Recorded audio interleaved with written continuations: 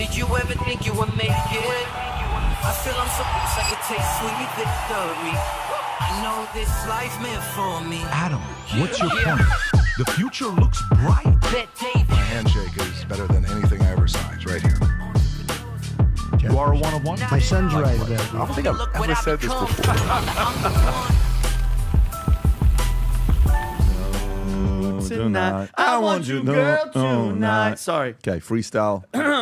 We're going know, through. you know. If you know, For the record, I was not singing. no, because Tom's aged out and Brandon is aged in, like a little too much. So Stevie B. TKA, Louder Than Love. You Johnny got O. Johnny O. Cynthia. Who else was it? I mean, Coral. oh, Stevie Wasn't B it was. Stevie B? Who knows? Like, they have to know. Some of y'all have to know I saw a video of Stevie Stevie B. Spring Love. dancing the other day. I'm like, Stevie B, Put your shirt on. like pump the brakes a little bit. shirt with on. some But you of the- guys in LA or New York called it freestyle It's music? called freestyle. In Miami, we called it Miami roller skating music. Okay, You, well, I mean, you guys can call it whatever Well, you you want. want. It's still freestyle. Anyways, Yeah. guys, it's We're great not to against be, rap, We're not against No. but rappers. we are against rappers. But we are We're against those. thugs, All right, thugs, so thugs. lots going on. Tariff deal with China. 90-day pause. So is it a tariff deal? Is it not a tariff deal? Did it really happen?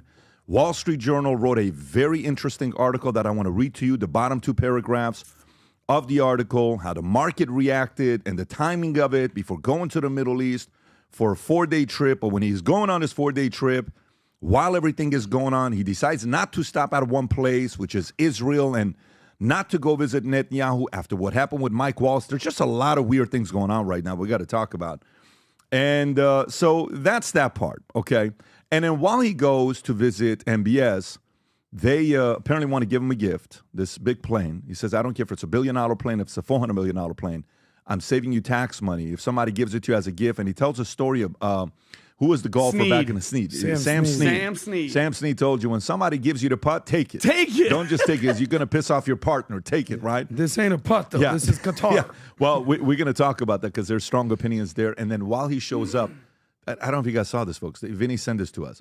They got him a big, what do you call that? An RV of McDonald's? A mobile McDonald's just for him, flown just for in the just president. for him. That's love right there. That's love. It looks like the what they bring to like college football games, Yeah. and they put it in the parking But lot. they brought it in Exactly. Saudi. So they probably flew it in from where? Qatar and Saudi, wherever it was. We'll Qatar. show it to you. Qatar. Okay, next, James Carville and Democratic rep call out Ilhan Omar, say party needs to praise greatness of U.S. and Texas represent one specific candidate the Dems eyeing for 2028. David Hawk thinks bringing back young men back to the Democratic Party means helping them. Ready, folks? Helping them get laid and have fun. That's their campaign. As long as you get laid and have fun, you can be a Democrat. $8 gas. New study reveals it may come to a blue state next year, triggering bipartisan concern. I want you to take a wild guess in the comment section without ChatGPT in this or Googling this. What state do you think this is, the $8 gas? I'm actually really curious to know what you think about it. You guys ready for this? What it takes for a family of 4 to go to Disney World and what it costs. This dad reveals disgusting cost of day at Disney World for a family of 4. We'll talk about it.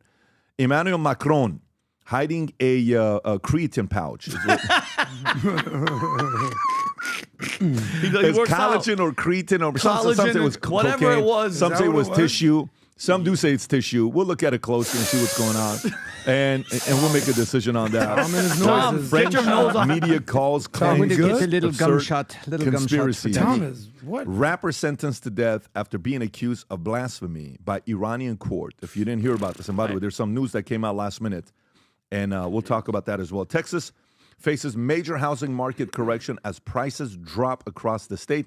DOJ to investigate Muslim-led development targeted by Texas GOP. Senator says, you have to see this clip. South Florida homes for sale quadruple as residents leave in mass. This is not good, according to Newsweek, folks. Stephen Miller suggests suspending habeas corpus, what that means for migrant deportations. Jen Psaki's new show. Tom, you have opinions on that? You do, yeah. MSNBC show Tanks with key demo in second episode. Young men are leading a religious resurgence. Good. Adam wants to talk about it. And this next one Adam picked because he wants to get a couple hundred Manex like he got last time. Shocking new survey. Fellas, listen. Listen up. Shocking new survey reveals how many young men, young Americans, want to get married and have kids in 2025. I want to tee it up to Adam with this one. And Adam's going to knock it out of the park to inspire all the people that don't want to get married and have kids, that entire community. The mob, you guys are awesome. Very sensitive, but awesome. Trump's executive order demands pharma industry price cuts. First white South African arrive in U.S. as Trump claims they face discrimination. Vinny's got some thoughts. Vinny's got some thoughts also on Waltz, inside Waltz's ouster. And before Signalgate, talks with Israel angered Trump. Oh, not good. And this story didn't even, it was for 2 seconds. We kind of talked about it, but it's very interesting. I am so loving the way he's handling this whole situation. Gangster. Because it shows how multifaceted Trump can be. I like it a lot. Photos show Mike Waltz using Signal in Trump's cabinet meeting. Trump says message to the world, he's open for business. That's a Wall Street Journal story. Couple other things that I added that's not in here. One of the stories, and maybe in here, but we just didn't circle it, is Michael Jordan, new NBA broadcast role revealed in Career Stunner. Michael Jordan's not going to give feedback about the game. Let me tell you, I can't wait for that to see what that's going to look like, but I have opinions on that. And then, there's this team that lost this guy named Luka because he was eating a little bit too much American food. Apparently, they're saying that's why he gained the weight. And he goes to this one team that's ran by this guy that's the most greatest actor in the NBA. He could make it in Hollywood, who always falls. He's famous for falling. James, something like that. LeBron? Yeah. LeBron James, who's always falling. The fall guy. The fall guy. He goes to that guy, and they join that team. And then this team in Dallas gets this guy named Anthony Davis, who was a good player, but he gets injured immediately. And then the NBA is doing this draft pick. And Dallas Mavs have a 1.8% chance of getting the first NBA pick, and they end up getting the number one draft pick. Did you hear about this? No. The NBA got the number one draft pick. What team? That's going to the Dallas Mavs. It's going to the Mavs. Even though they only had a 1.8% chance of winning it, they got They it. said it's the fourth highest. When they drew ever. the envelope, was it really cold? I And don't say know what it Patrick was, but Ewing? that ball kept jumping, and a magnet. All of a sudden, I mean, look, that sometimes GM ain't gonna when be you have fired. certain connections, you can call somebody to do something, to do you a favor. Things like this happen in business. Great. It happens in sports as well. You got to be careful with it sometimes. But then later on, the story comes out because there's always somebody that's on the inside. Whistleblower will come and say something, and then everyone's like, what happened here?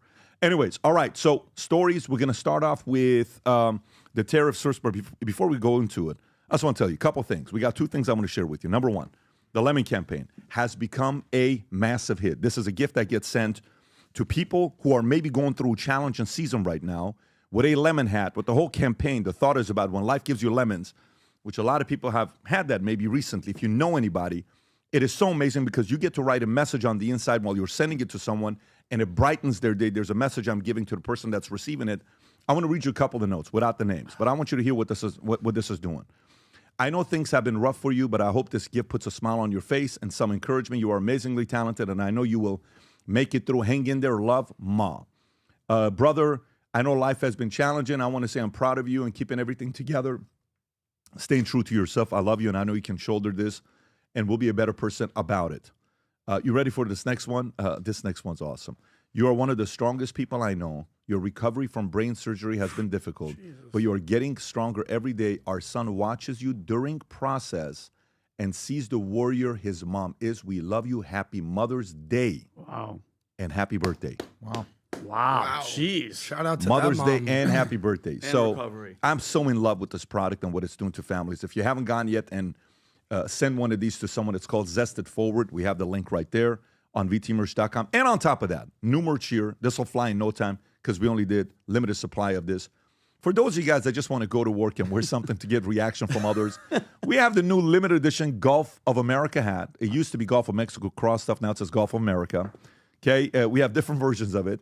Another one that says Gulf of America, Gulf of Mexico. On the side, it says Future Looks Bright. On the back, it says Valuetainment. That's sick right there. And this one is sick. That's This my will go. favorite. I This love is that going to one. fly off the shelves.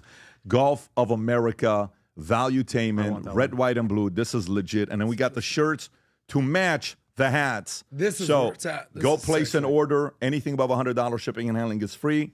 But anything you place the order, you will get. Oh, by the way, this goes with the hats. That goes Check with the this out. hat. Look at this. Put this with This the is hat. sick. Oh, that's That is bad. actually pretty sick. That right works. There. Okay, that's actually Chris pretty is sick killing right there. it. Together. Anyways, And then this go to vtmerch.com, place your order, keychain. Zoom in on the keychain so they can see it. A Valuetainment and U.S. keychain will be sent to you right there. Zoom in a little bit on that keychain. There you go. Check that out. It's pretty sick. So go to vtmerch.com, place your order. Let the world know it's officially Golf of America, okay? And by the way, that's the only golf we're changing them. You're not going to see us do another one for another golf. That one we're not touching here with the merch. We may do one that says a different thing, but this is Golf of America. Go to vtmerch.com, place your order. Okay, so tariffs, okay? I'm in Orlando yesterday, and we're at the hotel, and, all of a sudden, boom, we're getting news. Here's what's going on. Look at the market. Look at the market's react. The market gone up, 1,100 points, and S&P and all the Bitcoin crossed 100,000. Oh, my God, it's going to be great. And then, while this was announced that the trade's going to be made, it says, I tweet, and I say, I want to know the details because I want to know what this is about. Because on Sunday, we thought it was a trade deal, but it's a pause. So let me read this to you. U.S. and China agree to a 90-day tariff pause. So what does this mean, okay, on a 90-day trade pause? The U.S. Trade Representative Jamie Greer and Treasury Secretary Scott Bessent announced the U.S. agreed to drop its tariffs from 145% on Chinese goods by 115% to 30 points, 30%, while China agreed to lower its rate on U.S. goods by the same amount to 10%, with Bessent stating, the census from both delegations this weekend is neither side wants a decoupling and that high tariffs are the equivalent of an embargo. China's Commerce Ministry said the two sides agreed to cancel 91% in tariffs on each other's goods and suspend another 24% in tariffs for 90 days, bringing the total reduction to 115 percentage points, adding the initiative aligns with the expectation of producers and consumers in both countries and serves the interests of both nations as well as the common interests of the world. Tom, your thoughts on this? Well, first of all, what have I always been saying, Vinny? No math. No, Tom, if you said anything with math, I was going to leave. No. The market goes up and down by sentiment, right? Yes. People get a little worried about the future or they get optimistic about the future. And market goes up and down. That's what's going on. And so the market jumped because it liked the fact that now costs will be not rising because of tariffs. And by the way, remember the Walmart study done by the Wall Street Journal? 10,000 items at Walmart had not gone up in price for the American consumer. So when Rachel Maddow says, the tariffs are hurting the American consumer for goods, tell her she's full of crap, just like you say to her when she says anything else. Yes. Now, we go back here to China. This is 90 days. So the U.S. has apparently seen enough or heard enough that they're going to do it. And they're going to put this pause in place to put something together. And what Scott Bessent, he was saying the consensus from both delegation is neither side, wants long-term trouble. And so that's the right thing to say in front of the microphone. I want to see the terms and conditions. I want to see what happens. But the market sentiment is good. And it also means that Walmart and others that were holding the prices level and not raising them on the consumer, they're now going to get a little relief on their stock price because their costs won't be going up because they won't pay the tariff that they said they were going to pocket and just say, I'll eat it and put it out. So this is good for the market. This was good in the short term, good for the consumer in the short term, and good for companies that were going to have it. But who caved, Tom? I think China caved. Yep. I think China caved. Tell me why. I'll tell you why. Because they've been doing little things behind the scenes, such as I brought up the one that I finally found people talking about, the chemical that is in plastic that becomes ethylene. That we talked about a week ago, ethene, I think it's called. And it gets processed and it makes ethylene, which leads to polyethylene. And that's plastic. And the Chinese dropped the tariff from like 145 to 0 because they said, we need to make plastic, and they can't get that. Aside from that, Tom, who caved? I think China caved? I think China caved, but I also think that we had seen the market moving and we saw the sentiment, and I think we put a little strategy into this as well to give everybody a little bit of a break. Okay, Adam, thoughts? So who needs who more? China needs the United States, or does the United States need China? Well, if you look at it from a business perspective, in essence, who is the client, who's the customer, and who's the buyer, and who's the seller? We buy the majority Right? of our stuff from them. So they need us more than we need them in terms of import exports. Like, we're their number one customer. When they're selling us stuff, America is in a consumption economy.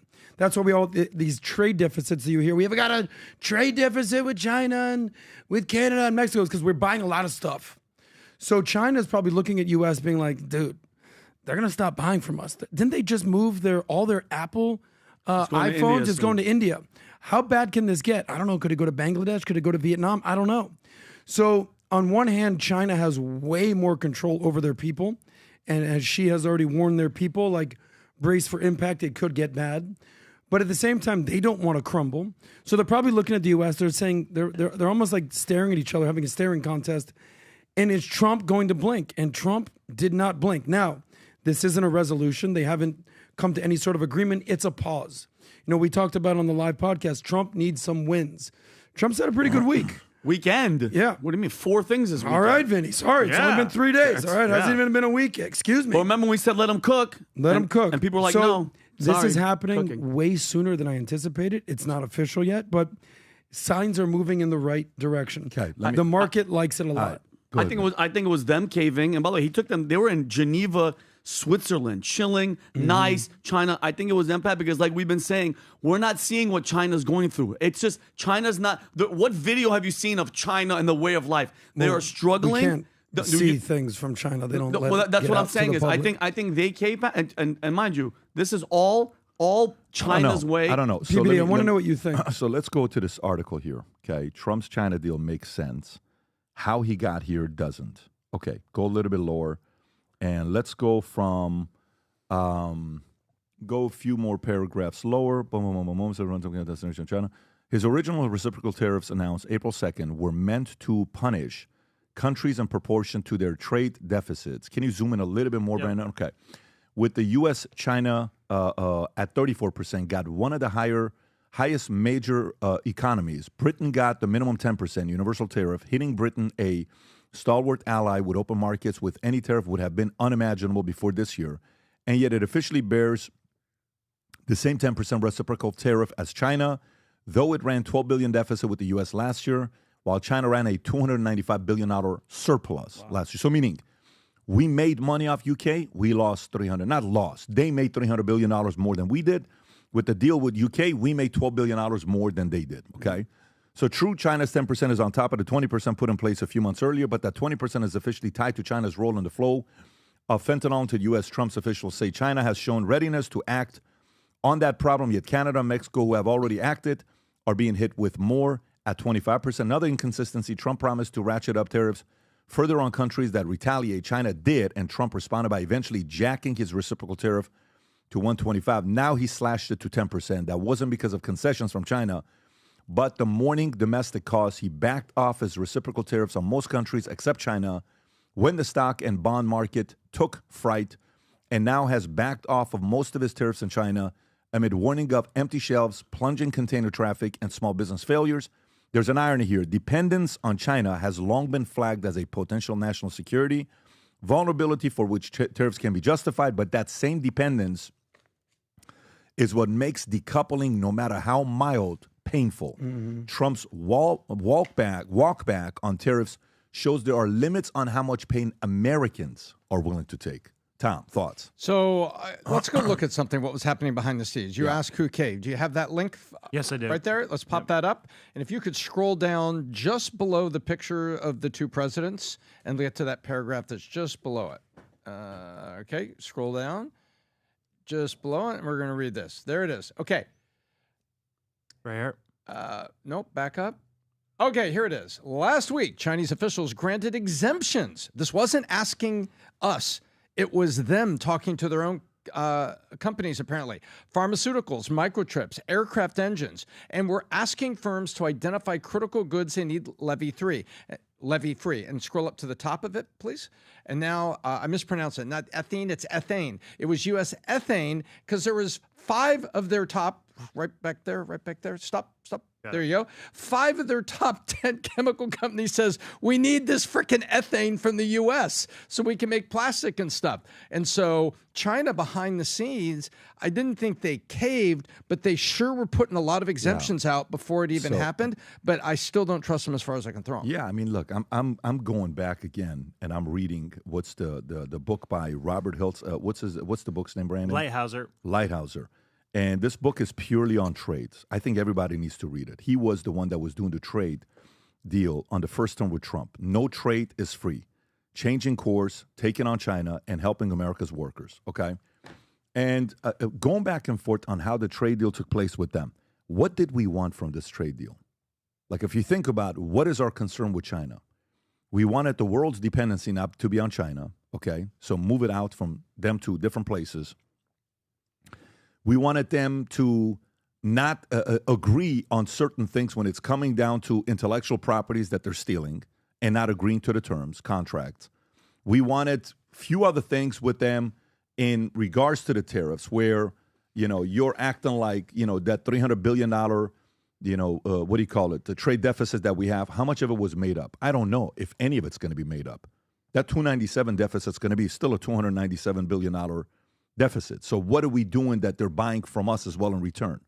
And what level of commitment was made there? I don't know. Again, this is why I said I want to know the terms, because it's very easy sometimes to celebrate and see that you are so easily excited just because the market goes back up and your 401k went from 220 to 278 and you're comfortable now. You're not worried. Or your account went from 10 million to 11.6 million and you're comfortable. You're not worried. No. I'm still concerned with the relationship with China. A guy like me, I'm still concerned. I still don't trust these guys. And I understand that they want to be respectful while they're negotiating and all this other stuff. I just hope this 90-day, what happened to Iran back in the days when under Trump, it was so close in Iran fallen and there being a revolution because of the sanctions. So close of something taking place. Trump's out, Biden comes in, Iran's a free-for-all again, back to the same exact situation. It was this close. I think the pain was very close to even a bigger deal getting done. But because of optics, we agreed to this. And I think in the next 90 days, the pain is going to go back to them being able to tolerate another 90 days or 180 days come 90 days from now. So what's 90 days from now? Go to June, July, August 8th, August 10th, let's just say, whatever, 11th. So August 11th, now we start negotiating hard again. They can go 4 more months, September, October, November, December. All right, now it's 2026. Now everyone's campaigning for midterms. You lost leverage. Yep. That's my opinion, Tom. My opinion is the fact that the pain that you had to be able to make a bigger ask because of pure optics, hey, we need to show the market doing well. Today's what, 9:30, 9:44. How's the market doing right now, Tom? Have you looked at it? Should be flat or down 154. Yeah, but okay. It's profit taking on the pop yesterday. Sure, totally get it. So down 154. And yeah, this number right here, top 10 countries with the biggest trade surplus. Look at that. It's not even close. China, 600 billion. Okay, so you're looking at, and then go to India. Look where India's at. Where's India? It's not even on the list. Even on there. No, that's Ireland. Looks like India, but it's Ireland. So look at India. It's not even, Australia's ahead of India. So what does that mean? Probably better terms when you negotiate with India.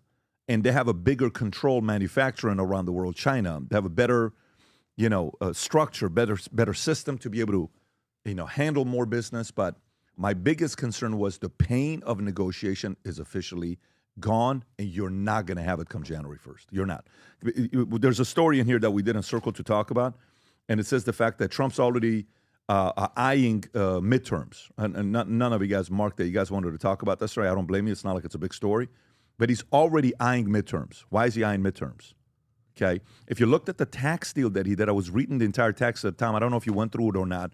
It's very interesting, some of the things that they did here. But anyways, to just close this and go to the next story, Adam, you look like you wanted to say something about this. I just want to say one thing. Trump is cleaning up past president's mess. Who created this mess we have in China? I could argue that it's a lot of U.S.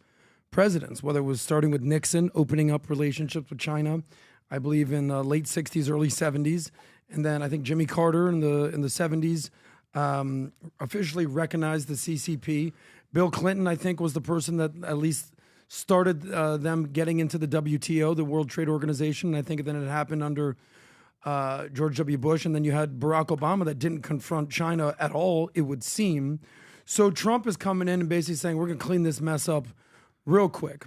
So the good, the bad, the ugly, I think we're about to find out. But if you look at small businesses, here's this article from the Wall Street Journal, how tariffs are crushing small businesses. They're basically saying that the Chamber of Commerce has requested tariff exemptions for small businesses. Small businesses are apparently closing or expect to shut down from a lack of support. But if you look on Main Street, Brandon, if you pull up the Fear Greed Index that I text you. A little better. The 66, 64. Yeah. So this is the first time I texted to you, Brandon. Yep, I got it. This is the first time that I've seen the Fear Greed Index indicate a little bit more greed. A month ago, it was fear was the resounding narrative in the markets right now. This is the first time I'm seeing greed, 69. If you scroll down, Elon Musk will like that number. If you scroll down, you could see that I think it was the lowest I'd almost ever seen on the fear. It was almost a 2. 1 to 50 is on the fear side, and then 51 to 100 is on the greed side. So Americans are basically saying, you know what, I'm not as scared as I was a month ago. But for what it's all worth, and I understand. And Pat, my thing is with China, just with anything, something I feel personally, something's going to be happening here because these guys are not going to go quiet. And what is going to be their next thing? If anybody, it doesn't just have to be China.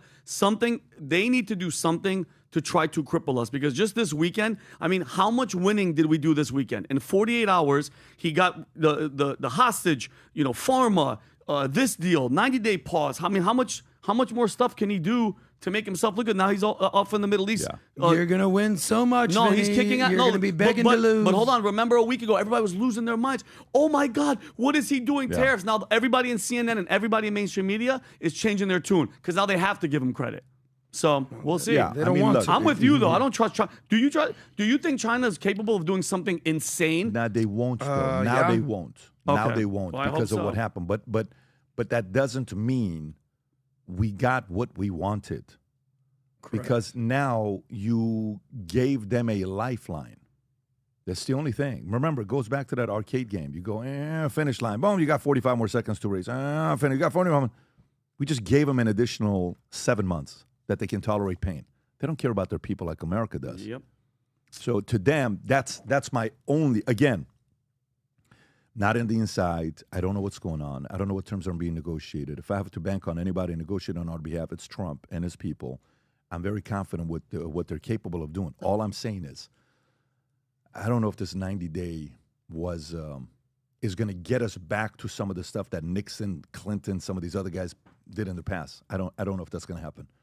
You can't let just the market going up fool you that the right things were done. And I'm a guy that is supportive of who this guy is. I just fully know you're 47 years old. You're 45 years old. Okay, Tom, you're 59 years old. I'm 46 years old. Guess Tom's what we getting got? younger. Okay, you know what we got? We got a lot of living to do. Mm-hmm. And guess what's going to happen next 30 years? China ain't going away. Nope. I do not want them to get any stronger than they are right now. I don't. I don't trust their, they say you want to test a man's character, give him what? Money. Power. No, power. Power? Oh, okay, my bad. Guess what we learned during COVID with them? They had power. What did they do? We learned about them. You still want to trust their character? I don't trust their character. Me neither. So to me, the kicking the can because you just want a good midterms or you want good news going into Saudi, who gives a shit what the market's going to be saying and what the media is going to be saying? Anyways, I know you guys would have never thought I was going to say something like this, but No, you're right. There's two measurements, right? There needs to be less reliance on China and jobs in America. That was the stated goal. You listen to the White House. We need jobs in America, American-made products, and American-made suppliers, and we need less reliance. Well, we got there a little bit with India, which has been a long time coming. Like Apple's been moving toward India for a while. We got some of that. China's not happy about that. Now we got to get the suppliers in America, jobs in America, and less reliance on China, which means a weaker China. We got to get there. We need all of them. It's not just the market. I hope you're right. I'm just staying a little bit paranoid because they destroyed the world for a year and a half. They destroyed memories. I will never forget. Listen, you know how I feel about business owners. To me, I have a very special place in my heart for business owners because I know how hard it is. Yesterday for me was an 18-hour day, and I loved it.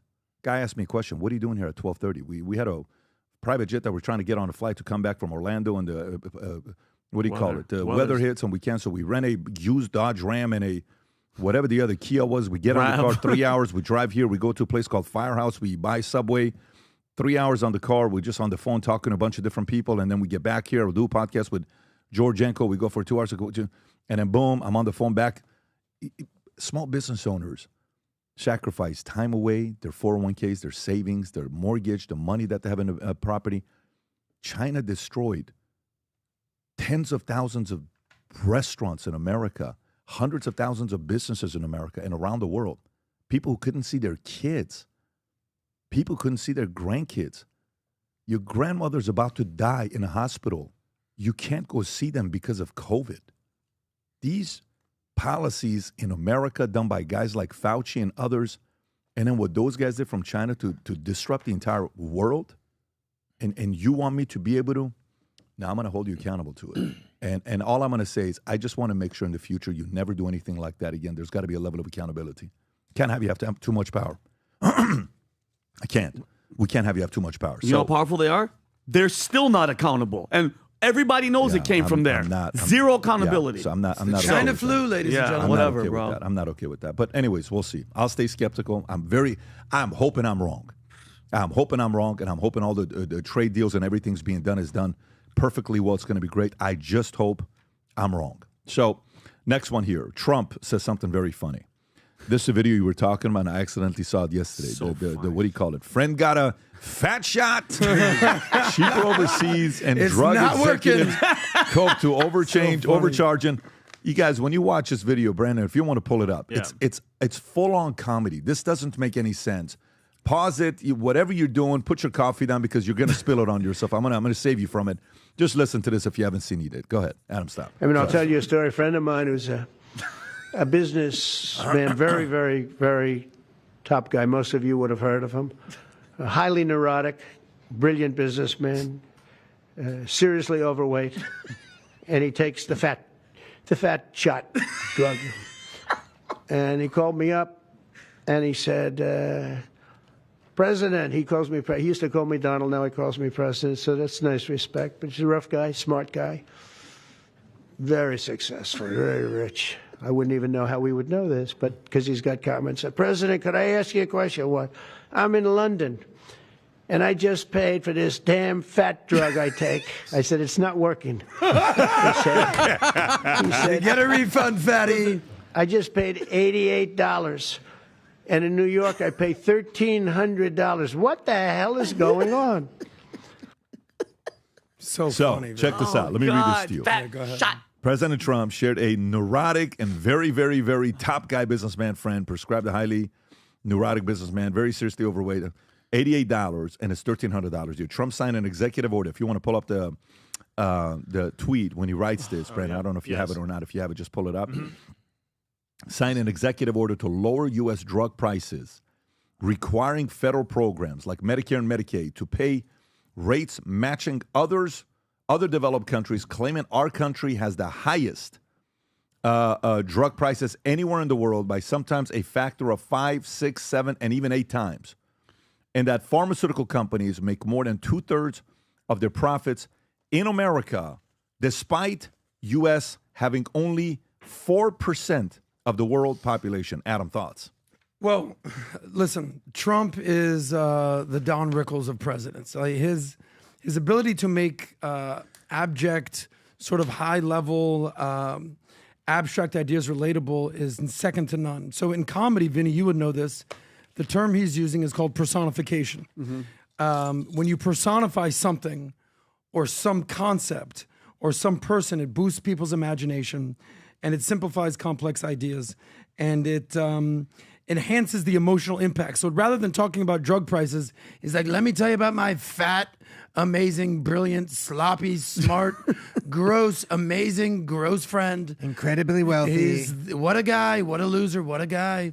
The biggest loser. You know who did this better than anybody was Dave Chappelle. Do you remember on the Dave Chappelle show, he would personify and humanize drugs and STDs. He's like, hey, what's going on? Syphilis, man, I'm just out here burning people up. So, hey, what's up, herpes? Hey, I'm hanging out.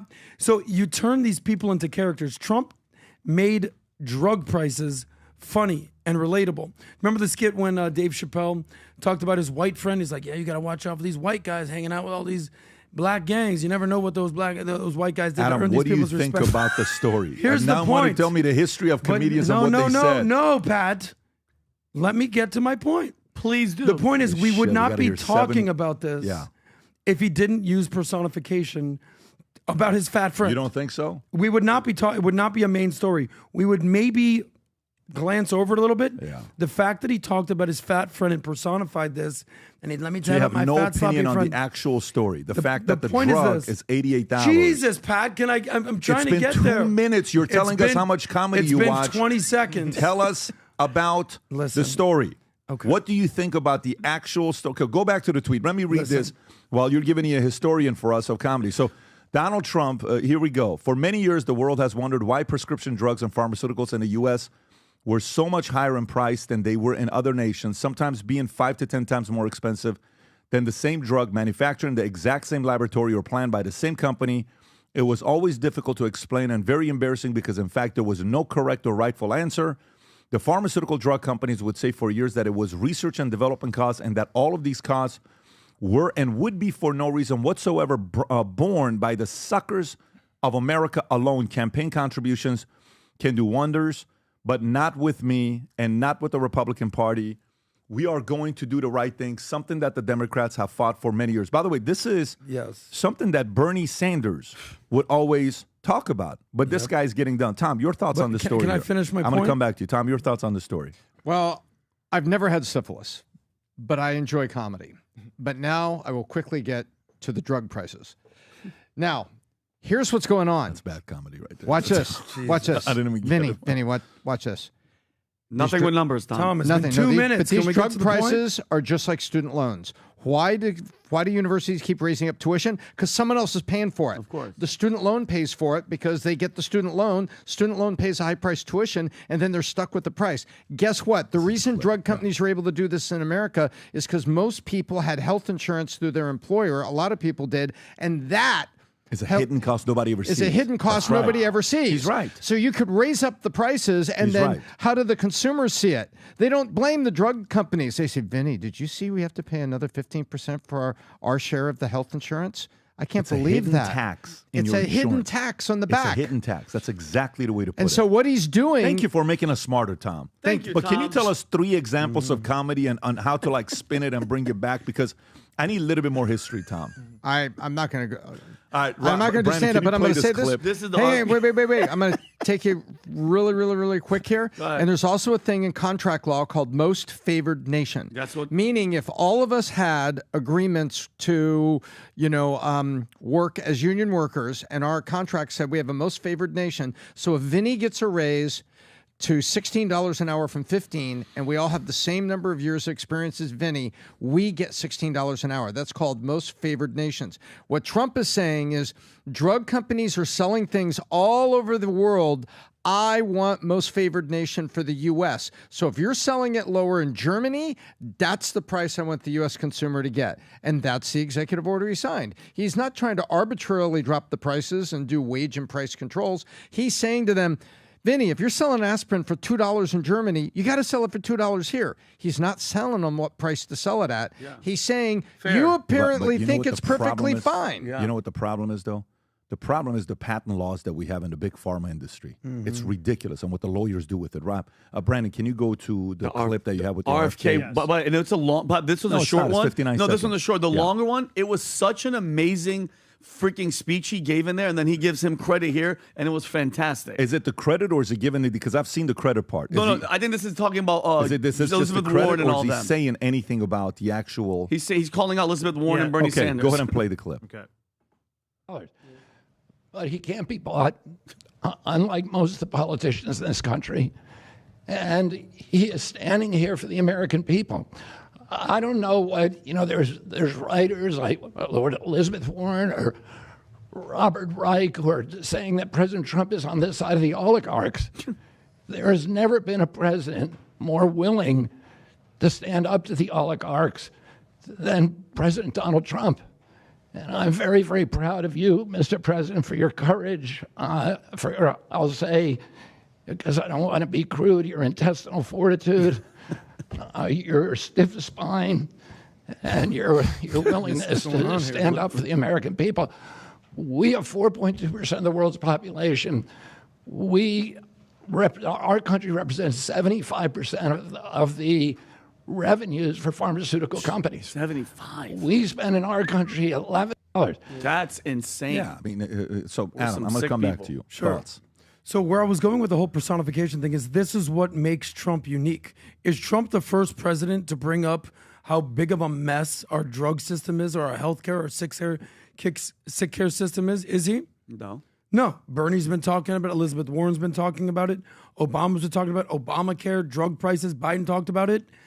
But the point is, Trump is able to tell stories that you're able to gravitate towards and understand. My stupid, fat, beautiful friend. That's memorable. And he's able to move the needle because he's such a brilliant marketer. We fully got so that what's point. the point is that he's doing things that other people have talked about, but he's doing them. So we talk about free markets in the United States. I just came the back to you for you to healthcare say and the the same drug thing. and the drug care situation in the United States. We don't have free markets in the drug situation and in the healthcare. We pride ourselves on free markets, but we don't have them within our system. There's a lack of competition. You talk about the patent system. I remember when you were talking with Vivek on stage about, because he wasn't he a biotech guy? Didn't he have a medical company that he understood this concept, Pat? Vivek? Yeah. Did he not? So he talked about the exclusivity and what companies are able to do, and like how you're not allowed to introduce generic alternatives into the marketplace. So there's a lot of mess that's been going on that they've been trying to fix forever, but because of Trump's ability to move the needle, they're able to do that. But Adam, you mentioned Elizabeth Warren, Bernie Sanders, all these people. All of these guys are bought and paid for by pharma. Trump doesn't need any of them. He's not bought by any of them. So they all talk the talk. This is walking the walk. This is actually doing it and putting his money where his mouth is. And this is a great freaking... Can I tell you something again? For me, this is great. That's amazing. But it's another quick fix. What we need to do is change the patent laws of Big Pharma. Can he do that? Yes, of course. Because the same way they extended it by lobbyists, you can shorten it. All they need to do is shorten the lifespan of... You should have a patent. You should have a run rate. You should have some years where you have ahead of everything else. Pharmaceutical patents granted 20 years from the filing date, providing exclusive rights to manufacture, use, and sell a drug for that period. This exclusivity incentivizes innovation, but can also lead to higher drug prices. Beyond the 20-year patent, regulatory exclusives like orphan drug exclusive can further extend market protection. So not only do they do a 20-year, and then there is now a way to extend it for another 18 years, another 20 years. So then guess what? They can sell a drug that costs them $2 or 45 cents or $3 or $1.20. They can sell it for $800. They can sell it for $190. They can do that. And then the moment the patent expires, have you seen what happens to the prices when the patent expires? All the way down to cents. It drops in ways that nobody even can understand. So for me, it would be great for Bobby to work closely with the president to get working on the patent laws that Big Pharma has. If you reduce it to 10 years, to 8 years, to 7 years, you know what that'll do?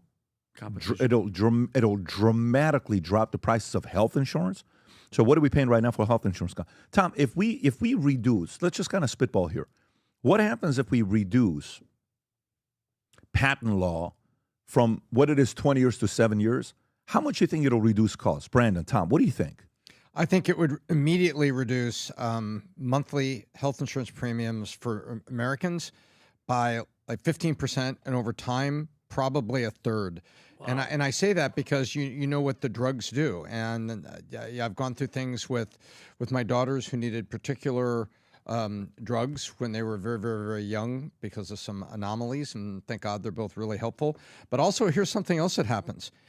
If you, every 10 years, expire the patent, what happens is I got to run faster cadence. So maybe that's more medical research and more projects Great. running faster that helps good drugs That's get right. invented that help a lot of other things, number one. And also, it's not just that the price will go down for the average consumer on their health insurance, it will also go down for the federal government on Medicare.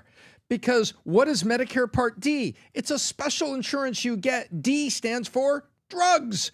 It's for if you have a condition, you have a thyroid condition or something, you have to take a special medication that's more expensive. It's not covered fully under Medicare. And they even lobby to make it so that they can't prescribe you the generics. So they're in the knickers of Medicare like that. And so now you would also make it so that maybe elderly people on Medicare, the U.S. tax dollars would go farther so they could get the thyroid drugs and things that they need, and they wouldn't be reaching into their pocket that's for the point. Medicare Part D. I love that, Tom. What a great breakdown. Thank you for doing that. Brandon, what would you add to that? Yeah, so you know one of the most unfortunate things about this is that it incentivizes bad behavior. So I worked at a big pharma company. I did global security there for a couple of years, and what their most resources went into? Lobbying DC and trying to extend their patent. So they had this one drug that made them a multi-billion-dollar company, and every last bit of effort and energy went towards just tweaking that drug a little bit so they could extend the patent. Everybody was freaked out. That was their number one concern, is extending the patent so that they couldn't change their $100,000 drug per treatment to Per treatment. Yeah. So this is a rare disease drug that was $100,000 per treatment, would have been pennies in the dollar if it lost the That's patent. the problem. But they so they're not putting their energy towards the right things. And by the way, you know who knows this? You know who knows this issue? Bobby Kennedy. Bobby Kennedy knows So that's it. what I was going to ask you. Do you think he's okay? And I get the quick fix. Do you think he's actually thinking this big? Do you think Bobby? For sure he knows. Okay, and how long would something like that, if he starts right now, bro, well, let me tell you. with the what- resistance no, of freaking Big Pharma? Let me tell you what that's like. You ready? What happened? The more the trade talks got tougher and tougher and tougher for China. You all of a sudden saw what happened with Pakistan, India with tensions and all this, and all of a sudden people are worried. What are they capable of doing? Right? Okay. If in America you attack one industry, whether you prevent them from advertising on TV, or you prevent them from having a 20-year monopoly with these patent laws, you're going to see gangsters in ways you've never seen before. I agree. And that's the Big Pharma gangsters. That's them. Those guys are not the types of gangsters you think and you see in movies. The name the biggest gangsters. The Al Capones have nothing on Big Pharma's gangsters. Nothing. They have nothing on their lobbyists. Nothing. The access to power that they have to be able to destroy your life is unbelievable. Wow. So, but to me, I think if you truly care about the future of America and taxes and all this other stuff, go address the real issue. Do you know how big of an industry cancer is every year? 200 billion. Who makes that 200 billion?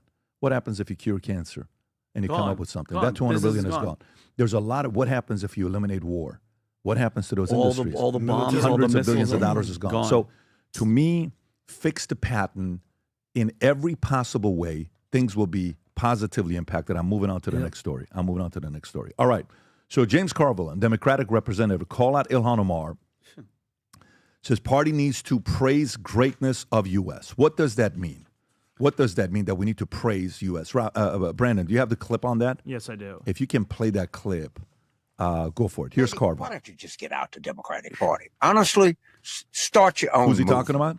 All right, let's do the simple math. Probably 69%, I don't know, we could call Jim Gerstein or Jeff Garrett. Roughly Ilhan. 69% of people are going to vote in November, maybe more. Let's do 70 for just round math, are going to be white. Of that, 48%, maybe a little more, are going to be male. So that's roughly, let's just call it 33 1/3% of the entire election. Well, let's just run against them because that's so goddamn smart. All right. So now we're going to have a campaign by the progressive left against white men who vote about a third of everybody that votes in an election. Why don't you, lady, start your own party? And then when it's over, if you want to caucus with the Democrats, fine. We agree with a lot of things that you do, but we don't believe we ought to be running against white men. In fact, we don't think we ought to be running against any gender, any ethnic group, any race, any religion, or anything else. God damn, these people are just helpless. They cannot be helped. There's nothing you can do to help them. They don't want to be helped. And if they had any guts, they'd start their own goddamn political party and get out of ours. Okay, so that's Bingo. that. By the way, pause it and go back to what Jasmine Crockett said. Did she say to who said it that we need a something white man? Yeah, Is yeah. that who said Safe. it? Jasmine Do Crockett. you have that one, Brandon? Okay, watch this here, folks. This fear that the people within the party, within the primary system, will have about voting for a woman, because every time we voted for a woman, we've lost so far. And I think that that's a natural fear because we just want to win. So there's a lot of people that are like, you know what? Like, let's go find the safest white boy we can find. I mean, I'm just saying. Those are the callers that we're hearing. We're hearing people. No, for real. A white man's got to do it. We're getting those callers. For real. And to be clear, when we talk about them, I can tell you that there is one specific candidate. I had a donor on the phones with me telling me that all the donors are lining up behind that candidate. So I can tell you it's not a black person nor woman. Okay. So like it is, they have, quote unquote, they have chosen. And when I say that, All right, Keep putting her in front of the So camera, please. two things. Carville, your thoughts on that, Tom, and then we'll go to Crockett. Go ahead. Okay, here's what I think is happening. Trust them when they say, because trust that they're telling the truth. James Carville is saying, we need to praise the greatness of USA, even though the core globalist, socialist, liberal Democrats do not believe that. But he is telling them we have to do this if we want to win. Then listen to her. The core of the party, they have selected. Remember Pat's comments about arranged marriage? Listen between the lines. She's admitting it right there. They have selected. They have selected. There's this one white boy that they're all getting behind. I think it's J.B. Pritzker, because Gavin Newsom is going to be just nuked on California, left, right, and center, by his own competitors in the party. You can't even run your own state. Don't tell me what's going on. Can you hear J.B. saying that? Of course. Yep. Can you hear Shapiro saying that? Of course. So guess what? He's going to be battered and bruised. He's not the guy. I don't think Shapiro's the guy, because there's something below the surface there is why Shapiro didn't get chosen. We know about something. Yeah, but we all know about that. There's something going on there. So guess what? I think it's J.B. Pritzker. He's got the money. He can self-do it. He's got the unions. He's from the Midwest. There's a lot of things going on. I think that's what she's talking about. But this is not truth. They are running to a fake center. They are faking it to the center. You know the old thing from Clinton? It says, you got to govern from the center. No, these people are trying to run from the center, and then they're going to govern from the left socialists, and they're going to go after all this stuff. And they're telling Ilhan Omar, hey, calm down, step back, sit down, get out of sight. Why are they saying this? Because they're trying to run from the center. But America, it is a fake center. These are the same globalists, the same socialists that are there. And what you're seeing right now is a few of them. And by the way, you know who else is real smart about this? Van Jones. You know who else is real smart about this? Bill Maher. And now listen to those voices, stack them all side by side, and tell me what you think you're hearing. And they want Bernie and the freaks to go over and just hang loose, stay in the closet, and then not that closet. You go stay in the other room. But when the party starts, we're going to be governing from the left, and we're going to destroy everything they believe in. But we got to run to the right and stop right there in the center. When I say run to the right of where we are, stop in the center, but it's a fake center. But and Tom, notice how she said, well, I mean, James Carville just sitting there, just old and white, and it's like, that's the problem with the Democratic Party. That's who they have speaking for them. But beyond all of his bluster, he gave numbers that he's right about. Yeah, no, he's right about the numbers, but then when you go to her, she's talking about women and not women. Look at the women that they're putting up. Hillary Clinton, who's a freaking criminal. Let's not even get into her. Kamala Harris, zero message, zero policy, has no idea what the hell she's doing. And then you have Jasmine Crockett, the most hood rat, ratchet ass. like that's going to work. Like they didn't learn that shit doesn't work. All right, Tom? And you're talking about faking it. At the end of the day, from the J.B. Pritzkers, yes, he has the money. And yes, he's doing that dog whistle to call for people to get in the streets and basically riot and cause this disruption. At the end of the day, guys, no matter who comes in, and I want nobody to be fooled, for the Democratic Party, every single thing that Trump is doing, they're going to reverse. That needs to be every talking point of every debate is, are you going to open up the border? Is that what you're, because that's the main thing to me, is that's what they're going to do. They're going to open the border. They're going to reverse every trade deal. They're going to dismantle everything. And that's why we cannot let them win. And just then, why are they doing it? Why? Trump's approval rating heading up to the right. As soon as the sentiment of the market changes, and the market's had everything, we got all those things that China already talked about. Yeah. But you see what's happening? It's going up. As soon as things move a little bit, his approval rating moves a lot a bit. Yes. And this freaks them out. And so they're like, guess what? This is what we have to do. This is what we're fighting. This is just this morning. So he just pulled up something. Brandon, can you go back to what you just pulled up? Vegas odds for 2028. Who's at the top? Newsom? Yeah, so it was go back to it. Where is it? So I saw Newsom at number 1, surprisingly, AOC number 2, and Pete Buttigieg 3. Wow. So type in more markets to see if any other names comes below it. Josh Shapiro is for assuming a little bit. Look at Stephen A. Smith. Yeah, he jumped up. Stephen A. 7. Kamala is below Stephen A. Smith now. That is embarrassing. Gretchen Whitmer, Wes Moore, Andy Bashar, J.B. Pritzker, Tim Waltz, Mark Cuban, Michelle Obama, Cory Booker. I think. Pat, can I ask you one question? Yeah, for sure. You're a student and a teacher of sales, public speaking, and a lot of things. We have courses that we sell where you're teaching the world this. Put those people. This is just the perceptions in the voting right now. Right. Put J.B. Pritzker and the top 8 of those people on stage, and what do you think happens? I think he does well. I think he does well. I do too. And I think a bunch of these disappear. I think Gretchen Whitmer disappears. I think I don't even know why Kamala's on that list. I think Mayor Pete disappears. Kamala isn't even going to be on the stage. They're not going to let it happen. You think AOC will be on the stage? I think AOC, if AOC is on the stage, she's being allowed to be on the stage if she's non-volatile enough to be a VP candidate. If she's non-volatile enough to be a VP candidate. If she's non-volatile enough, like she gets up on stage and says whack, then I think what will happen is they'll pull her back. But I think she's maturing. I think she's maturing as a politician. I don't agree with her points, but I think she's maturing. I think she's moderating a little bit. I think she's being coached, but I think she's formidable, and I think she would be there merely to raise her profile to the voter, knowing that, look, she's only going to go 3 rounds in this thing, and then these other people are going to... Adam, thoughts? So it's so obvious to me that the Democratic Party as an establishment is moving on from straight white men. We don't need you. We don't want you. We ain't here for you anymore. Is there any more clear of an example of James Carville fighting with one of the new faces of the progressive left, Ilhan Omar, who's loudly and proudly saying out loud in America that white men are the problem? Extremists. Yeah. So, it's so amazing to me that in America, Ilhan Omar can online and in real life criticize the President of the United States. But in Somalia, where she's from, if she said little Bo Peep about whoever the leader of the piracy of Somalia is these days, she'd be goners. So she's out there singing about abortion and women's rights. They don't do that in Somalia. No.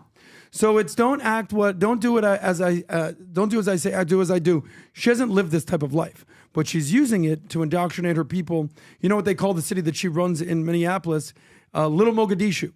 Just like in Miami, we have Little Havana or Little Chinatown in San Francisco, Little Mogadishu. And watch out for what's going on there. Now, Pat, you said one of your words that you were talking about for this year was signal versus noise. In my opinion, this is just a whole bunch of noise. Because these women, these loud, yappy women in the Democratic Party and also in the Republican Party have what I would call no power. So AOC probably has the most power. She's a representative. Let's set her aside. Ilhan Omar, she's just a loud woman. Jasmine Crockett, a loud ghetto woman. Rashida Tlaib, a loud terrorist woman. So they don't have power. What do you mean terrorist woman? She's a Palestinian Hamas supporter. Straight up. They're not pro-America. Like, how many times do we need to see them encourage people to basically burn down the flags? Yeah. By the way, in terms of hierarchical order, by the way, I could say the same thing from Marjorie Taylor Greene or Lauren Boebert, how about just make a lot of noise, but at least they love America. So, in a hierarchy of who has the most power, it goes representative, mayor, senator, governor, President of the United States, in no particular order other than that. I don't know if I put any mayor. It's mayor of a big city, I would say. Okay, but the point is, a mayor of a big city has more Yeah, New York, has more power Chicago, than LA. than any of these loud yappy women, with Point's the been made. exception So here's David of Hogg. maybe Let's see AOC. Here's David Hogg on Bill Maher. Go ahead. Now, what I think happened last election is younger men, they would rather vote for somebody who even if they don't completely agree with, they don't feel judged by, than somebody who they do agree with, that they feel like they have to walk on eggshells around constantly because they're going to be judged or ostracized or excommunicated. And what's interesting about this moment is it feels like the two parties in some senses have flipped, where, Republicans used to be the judgmental assholes in many ways. And since many Democrats, despite us, I would say for most of us coming from the right place of wanting to do the right thing, we've created a culture where we say, well, if you say the wrong thing, you're excommunicated. And that's just not how human beings work. Nobody is perfect, but ultimately what we have to do here is figure out how to bring people back in and work towards the bigger goal of advancing the future of this country and helping young people especially get by so that they're able to focus on their lives and, getting with a young woman or something like that instead of how are they going to pay their rent, for example, or how are they working their two jobs. Young people should be able to focus on what young people should be focused on, which is how to get laid and how to go and have fun. David Hogg for president, ladies and gentlemen. Not the Democratic Party, buddy. So, by the way, fully agree with the guy. Makes a lot of sense. He's where he's from, by the way. He's from 15 minutes away in Parkland. So he was, I think, recently voted in as co-chair of the DNC. Vice. But now he's speaking what I would call common sense. And I literally think he's trying to be removed right now. They're trying to remove They're trying to remove who? Yeah. They, them are trying to remove them? No, they, them. Exactly. So when you think of cancel culture and you think of identity politics, he basically just called out the party that is essentially the reason that the party is losing, and they canceled him. Is that an actual true story? Well, on Monday, the Credentials Committee of the DNC voted 13-2 to void the election results of February in which Hogg and Pennsylvania State Rep. Malcolm Kenyatta D. were elected to serve as co-vice chair of the DNC, according to the New York Times. The vote comes as Hogg is reportedly planning to spend up to $20 million to fund primary campaigns against incumbent Democrats. They're going to eat their own, bro. This party is so freaking lost. And David Hogg, I mean, where'd he come from? What do you mean, where'd he come from? No, I mean, he doesn't have no political background. He was at the Parkland shooting. He was a survivor. God bless him. He went to Harvard. Survived. I think he became president. Yeah, he went to Harvard, and he's one of the guys that wants to take everybody's guns away from him. You should Google the amount of crazy. No, Adam, it's a fact. The amount of stuff that he said about us and having guns and stuff. He ain't the truth, and he has no chance. I'm just gonna put myself in his shoes for a second. Just for a second. Yeah. If I saw, a couple dozen of my classmates die in front of me, I'd probably have some strong feelings about guns. Yeah, and take them away from everybody? That's not what I'm saying. No, that's his attitude. I don't like it. I'd like to see some quotes from him. I'm assuming he has a pretty strong position on it because his roommate in class and his classmates got killed. So that would probably wake you up just a little bit. Now, I'm not advocating for taking away all guns. I'm not even sure if that's his position. But I understand why he would feel that way. Do you not? No, I understand, but what qualifications does that have to do to run a party, run a whole Democratic national? You talked about his thoughts on 2A. Don't you think if you have a couple dozen of your friends die that might, in front of you, might sway your opinion just a little? That's fine with the swing, but for you to say Americans don't need any guns, let's just take all the guns. Show me that quote. I have a problem with it. Show me that. Look, we've seen this movie before, separate what you guys are talking about. It was called The Tea Party. It was called the Tea Party. The Tea Party said, we're going to primary some of the guys in our own party, in the Republican Party, because we're upset with you and we don't agree with you on this and this and this, and the Tea Party was born. What he just said, you could just change that and take that back 20 years and put another face on it, and that's what the Tea Party sounded like. Mm-hmm. This is not what we want. This is not the party we envision. This is not what we're doing, and we're going to primary them. And guess what? The Tea Party people got ostracized on the outside too. Well, now the Dems are saying, hang on, we can't have this guy taking money and primarying some of our favorite players. No, that's not the way you do it. And that's what's happening here. Well, Tom, very good point. The only sort of counterbalance I would say to that, the Tea Party had conviction. I think they came to power over the national debt and our budgets and our deficits. I completely agree with the principles of it, but I'm saying it's the same situation where people upsetting the establishment got the difference is that what does the Democratic Party stand for at this point? I used to vote Democrat. I look at them, I'm like, What are you doing for someone like me, a normal, straight, white guy? Like, they're kicking people like us out of the party. And we're looking at the party now being like, who are these people? The Tea Party at least had conviction. They wanted fiscal conservatism. Tell me what the Democratic Party, especially the progressive left, stand for at this point. I agree with that 100%. Just basically TDS and hating on Trump. Well, Adam, he once if you tweeted. if you say you're gonna primary the establishment, this is what happens. Adam, David Hogg once tweeted, "You have no right to a gun. You are not a militia. You have no right to a gun as an American." When did he tweet that? I don't. It's out there. He could Google it. It's out there. I'm not lying to you. It's ChatGPT found it too. Okay. He has no. Adam, they're going to eat him alive. He has no chance. Well, sorry, he's gone. Okay. The story just came out today about PBD, him. do you have any strong feelings on David Hogg and what's going on here with this guy? No, I'm just watching these guys try to find each other, trying to find out what they're going to be doing. And they're contradicting each other. They're going into different factions, and they're creating. They are so lost right now. It's not even funny. For me, it was easy. The best thing you said is, what do you stand for? Tell me what you stand for. Not what you're against, but what do you stand for? I don't even know what they stand for. I've asked the question so many times. What is it you stand for? We've always been the less judgmental party. Now we're the more judgmental party. That was actually very good analysis on how he broke it down. Because, Republicans were Christians that were judgmental. You can't do this. Yep. You can't do that. So now it's like the other way around, walking on eggshells with the Democratic Party. Yeah, I get it. Okay, next one here. So a story goes out about Emmanuel Macron hiding a cocaine pouch in viral video. French media calls claims absurd conspiracies. This is Times of India explaining this. Now, this pouch on a train to Ukraine sparked social media of cocaine use, fueled by Russian Foreign Minister spokesperson Maria Zakharova, who suggested on Telegram that Macron, German Chancellor Friedrich Merz, and British Prime Minister Keir Starmer had used cocaine and failed to remove the paraphernalia before journalists arrived. Zakharova also claimed Ukrainian President Zelensky, an unstable cocaine addict, claiming this is a real story of Times of India. Claiming a Western diplomat said drug use amongst European leaders was normal. The leaders were traveling from Poland to Kiev for high-level meetings. French media outlet Liberation dismissed the claims as absurd conspiracy, stating that the mystery's bags of white powder is actually a handkerchief rolled into a ball that was placed on the table before Keir Starmer arrived and the cameras entered the booth. The object near Merz, called a cocaine spoon online, was likely a stirrer or a toothpick, which the German chancellor is said to have been fiddling with. Okay, so now let's watch the video, Brandon, and let's see what we see here. Go ahead, Brandon. It's a long walk. I'll be back in Poland. It's through my bathroom, huh? It's literally. So look, that's the bag right next to the a cup of water. It could be tissue. Okay, zoom in a little bit, Brandon. Can you? I don't think I can. Yeah, you can. Watch what happens right now. Whoa, hey.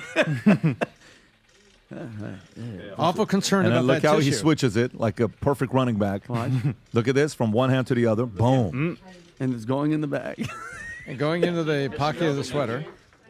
Boy, there's Okay. high-level meetings, and there's getting high-level straw? meetings. Can you go to the? Do you have the picture of the other one as well, Brandon, or no? The montage? Not the montage. I but, sent Brandon. I slacked Rob a couple of things of what it might be.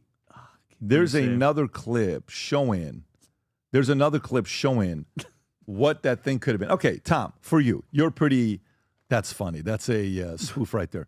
Tom, your thoughts on this? You're reasonable. What do you think this was? Well, I look at it, and I think where there's smoke, there's fire. And you can read quite a bit about Zelensky and a lot of tabloids and a lot of people talking about that apparently, so they say, he uses coke and really enjoys it. So was Zelensky at this meeting? They were going to Ukraine to meet him.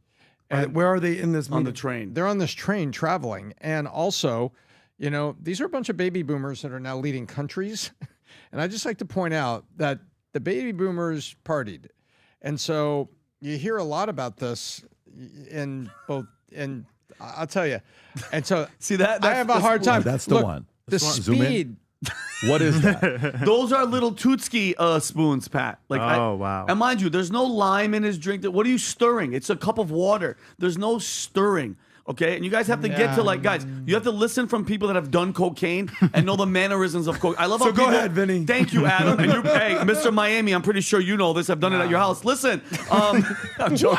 I'm messing around. But it's not like he stopped and did a quick freeze here. He's just coming in there. Yeah. So is that what they're saying? That this is what they started? They're saying. I mean, if you guys think about it, the mannerism of doing it, of doing that type of stuff. That's a Coachman, it's a little shovel. Yeah, and then Brandon, I sent you stuff. I sent you a clip, and you said this about Zelensky. There's rumors. Everybody's saying that Zelensky is on blow. I sent you the. Keep going. Keep going.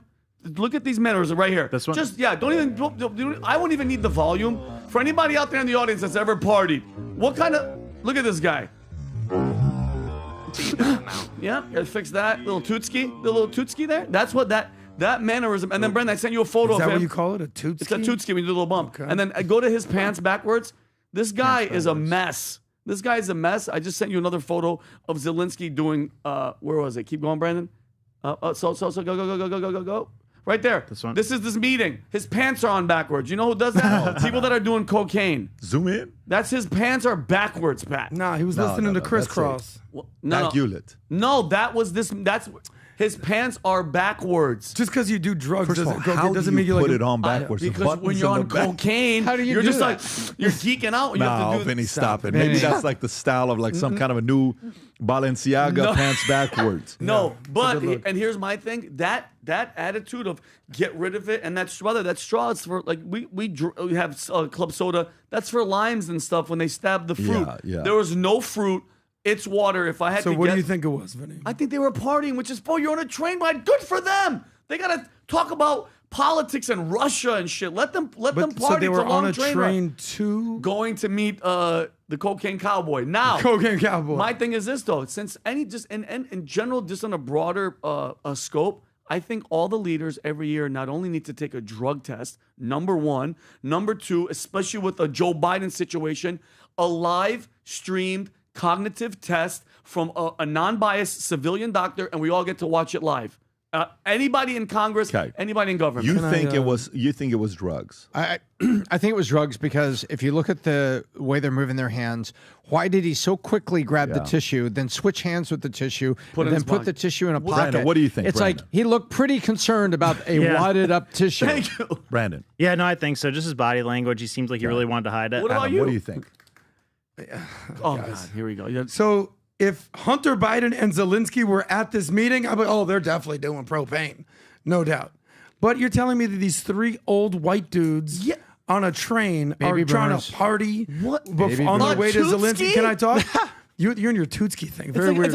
It's a little. Okay. You've had a lot of experience. You've with this. never done drugs, Adam. So come on, Adam. Wait. Adam, I want to ask you a question. Shut up, Tom. No, Can I I'm just not talk? shutting up. I'm asking you a question. Let me just finish my point. I'm trying to help you make a point. I don't need your help, guy. You think I need your help when it comes to partying? No. You need more help than you realize, my little cherub. Go ahead, help me out, Tom. Says party animal. What in the villages and other retirement communities in Florida? That's where you're going with this? What is like the number one health problem? STDs. Yes. They're partying.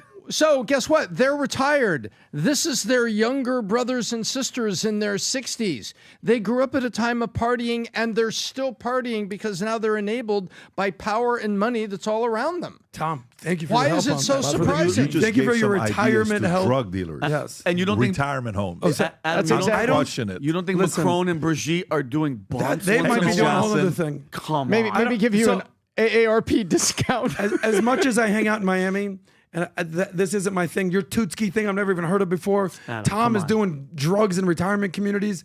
I'll tell you a funny story that a guy told me in Miami. He goes, hey, do you like to party? Keep it straight, Adam. Get your point. Your retirement community's calling. You got to get home soon. Listen to me. There's a guy goes, hey, do you like to party? Do you like to party? I go, no, that's not my thing. He goes, Tom, shut it. He goes, hey, do you like to party? And I go, no, that's not my thing. He goes, no, me either, bro. I don't do cocaine. I just like to smell keys in bathroom stalls. Like, what? So I don't think these guys are doing cocaine. That's not their thing. Come on. If Hunter Biden was there, I thought a key and, was Adam, he's hung out with Hunter if Biden. Hunter Biden These was guys there have and Zelensky was there, I would have other things. I don't think that's what By the they're way, I'm doing. shooting a sketch PBD, what about do you this think's after. going on here? You think they're actually just blowing lines? They didn't They're know more likely to blow each other. But Adam, they didn't know the camera crew was going to come in there. They were kind of like, hey, It might have just been tissue. Well, you know, we are talking about Macron, so that last point maybe. I don't know. Listen, here's all I'll tell you. Doesn't have I credibility. even posted about this, and I said, you know, I'm sure that's just creatine or collagen or something like that. Yeah. I don't think there's anything. Getting in there. old. It's And my they're just doing creatine. anti-aging coffee But supplement. the way he reacted, and by the way, is the video of Macron dancing, is that real or is that somebody I else? think it was That AI. video is I think it was funny AI. as hell, right? It just kind of going like, you know, he's doing what he's doing. And his hairstyle's It's different. so great watching that PBD, video. I had to defend you recently. You have to what? I had to defend you. You They go, defend- I've noticed that when PBD talks, some guy said to me, he goes, he's always like touching his nose. Is he doing drugs? I go, if there's anything PBD is not doing, it's drinking, drugs, smoking, maybe a cigar. Have you noticed that sometimes you'll touch your nose when you Yeah, speak? yeah. Have you noticed this? Yeah. So guy's like, yeah, I think PBD's doing drugs. I go, listen, if he wanted to do drugs with his nose, he could probably take down a whole I situation. could hide a lot. You got hide a lot. I But could- I go, guy away from my cocaine. guarantee I you can have that storage is what for PBD backup. is not doing. Yeah. He ain't smelling keys in You bathroom don't stalls. want me doing anything with that. No You do drugs, not no want coffee. me doing Red Bull, coffee, anything like that. No. If you smoke a joint, maybe we could film that. Ooh, that would be good. If I did, Or an that edible. podcast would be so Lit. legit. And you know, we would shoot one and never go live with it. Oh. Like instead of your vitamins, Jen or somebody act like But you have to make sure the guys in the back who are the camera guys, you have to trust them because they're going to be like recording to save you it high? forever. They're going to be like, I have the clip. Can't trust 22 those years guys. from now, look for $1 million. There's the I highlight, will. number one. Yeah. Okay. All right. So let's continue. By the way, for some of you guys that live in California, we always like to bring good news to you guys. It's like one of the things we're fully committed to. Our friends there, $8 gas. New study reveals it may come to blue state next year, triggering bipartisan concern. But when you're that loyal to the state of California, stay for dude, it. Are you What are you, kidding? nuts? Like you want to be the first to hit the $8 gas and brag about it and tweet about it. competition. So, University of Southern California professor Michael Mishi study predicted California gas could hit $8.43 in 2025 due to closure of Phillips 66, Los Angeles, and Valero Benicia refineries, warning any disruptions to oil and foreign gasoline supply will exacerbate California's gasoline dilemma and drive up prices, impacting California, Nevada, and Arizona, per Monday analysis reported by Fox News. Democratic Governor Newsom press office called the study unsourced, but posted on X the governor directed the state to redouble efforts to work with refineries to ensure a safe and affordable and reliable supply of gasoline, while former LA Mayor Antonio Villaraigosa, a Democrat, responded, if we continue to drive refineries out of California, gas prices will soar and disproportionately affect those who can least afford it. What a weird thing to say. All these guys are becoming the conservatives and capitalists all of a sudden, urging balanced climate policies. Tom, your thoughts?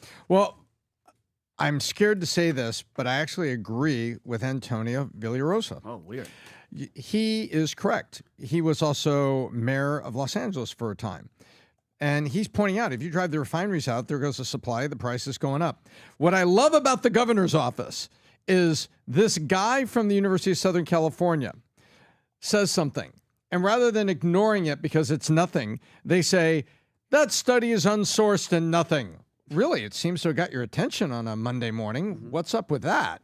He said, no. But we're calling on the state to redouble efforts to work with refineries. And that there's a typo there. It should say the few refineries that are left. State should redouble efforts to work with the few of refineries left to ensure a reliable supply of gasoline. What this is, guess what? This is called consequence hits the headlines. That's what's happening here. And the guy that chased them out through taxation and regulation, Governor Newsom, is now seeing people like University of Southern California professor Michael Mishi saying, hey, man, guess what? The supply goes down, the price goes up, and it's going to affect all these Californians, you idiot. And Mayor Villaraigosa says, you're right, and it's the people that can least afford it. Because one of the things that mayor, Antonio, one of the things that he was correct about, he was worried about everyone wanted to recreate downtown LA with jobs. And you know what he kept asking? Where are the workers going to live that they could actually get here in less than an hour in the morning? You see that? Mm-hmm. He was right. Everyone's moving out to Riverside. They're moving out to San Bernardino. They're moving out to Valencia. They're moving out to Canyon Country. They're moving out to Ventura County. Why? Because that's where they could find housing, safe communities, slightly better schools. And so he was right. And he's talking about the people that can least afford it are the people that are going to be commuting the most because they have to go out to find the affordable housing. And then when jobs are in central Los Angeles or in the more urban areas, they got to do that. So this is, you know what this is? This is another reason why Gavin is just going to be a target during the primaries, because you know what I would do if I was running against him and I was Josh Shapiro? I would beat him with this story. I would crush him with these things. But that's what's going on. Once again, a vote for Gavin Newsom has consequences. Go back to that chart that you had, Brandon. Go back to the one that you had. You want this one, or Adam just sent me this one? You want this one or the map? That's a good one as well. But let me see that one. That's Adam. I'll let Adam talk about that one. Go to the other one that you had, so keep that for Adam. Go to that. Yeah, go to that one. You can't even see check this one out. Look at this. Oh my God, Florida's so wide you can't even see it. That's the gas price. I love it. Look at California. Jeez. Isn't it just beautiful, though? Yeah. By the way, some people who are from California who are conservatives will say, I told you California is a red state. Look at that. It's a red state. It's a red state. It's a red state is what it is. I live in a red state, man. But I'm telling you, like, I go to church on Sundays, and I do my best to live a good life and live as a good man. It's tough. Every day you make mistakes. But as much as I try to live a good life, when I compare myself to the people who live in California who are that noble, you don't even hold a flame to them. Listen, like, let me tell you, I think if I was to go out there and rally, like be a political, community organizer, you know what I would do?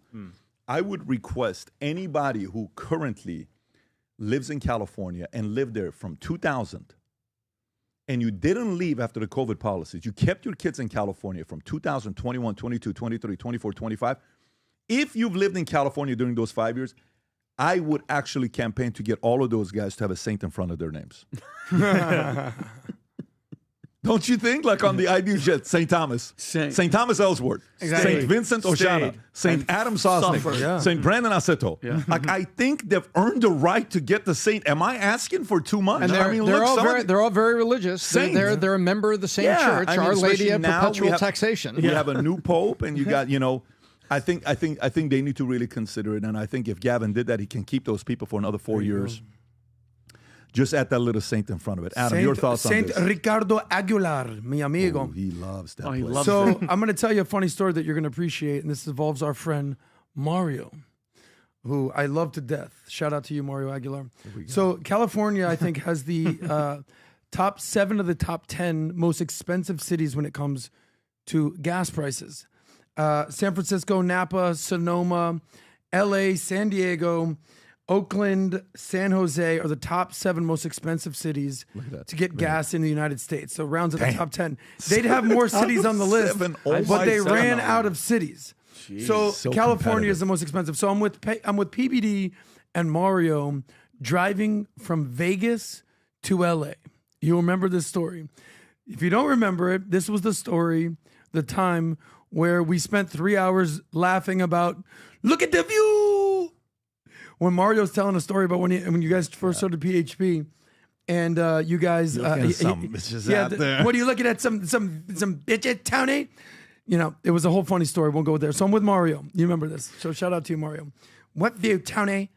So we had a rental car. I think we drove from Vegas at like literally midnight. We got to LA. It took us a couple hours. Yeah.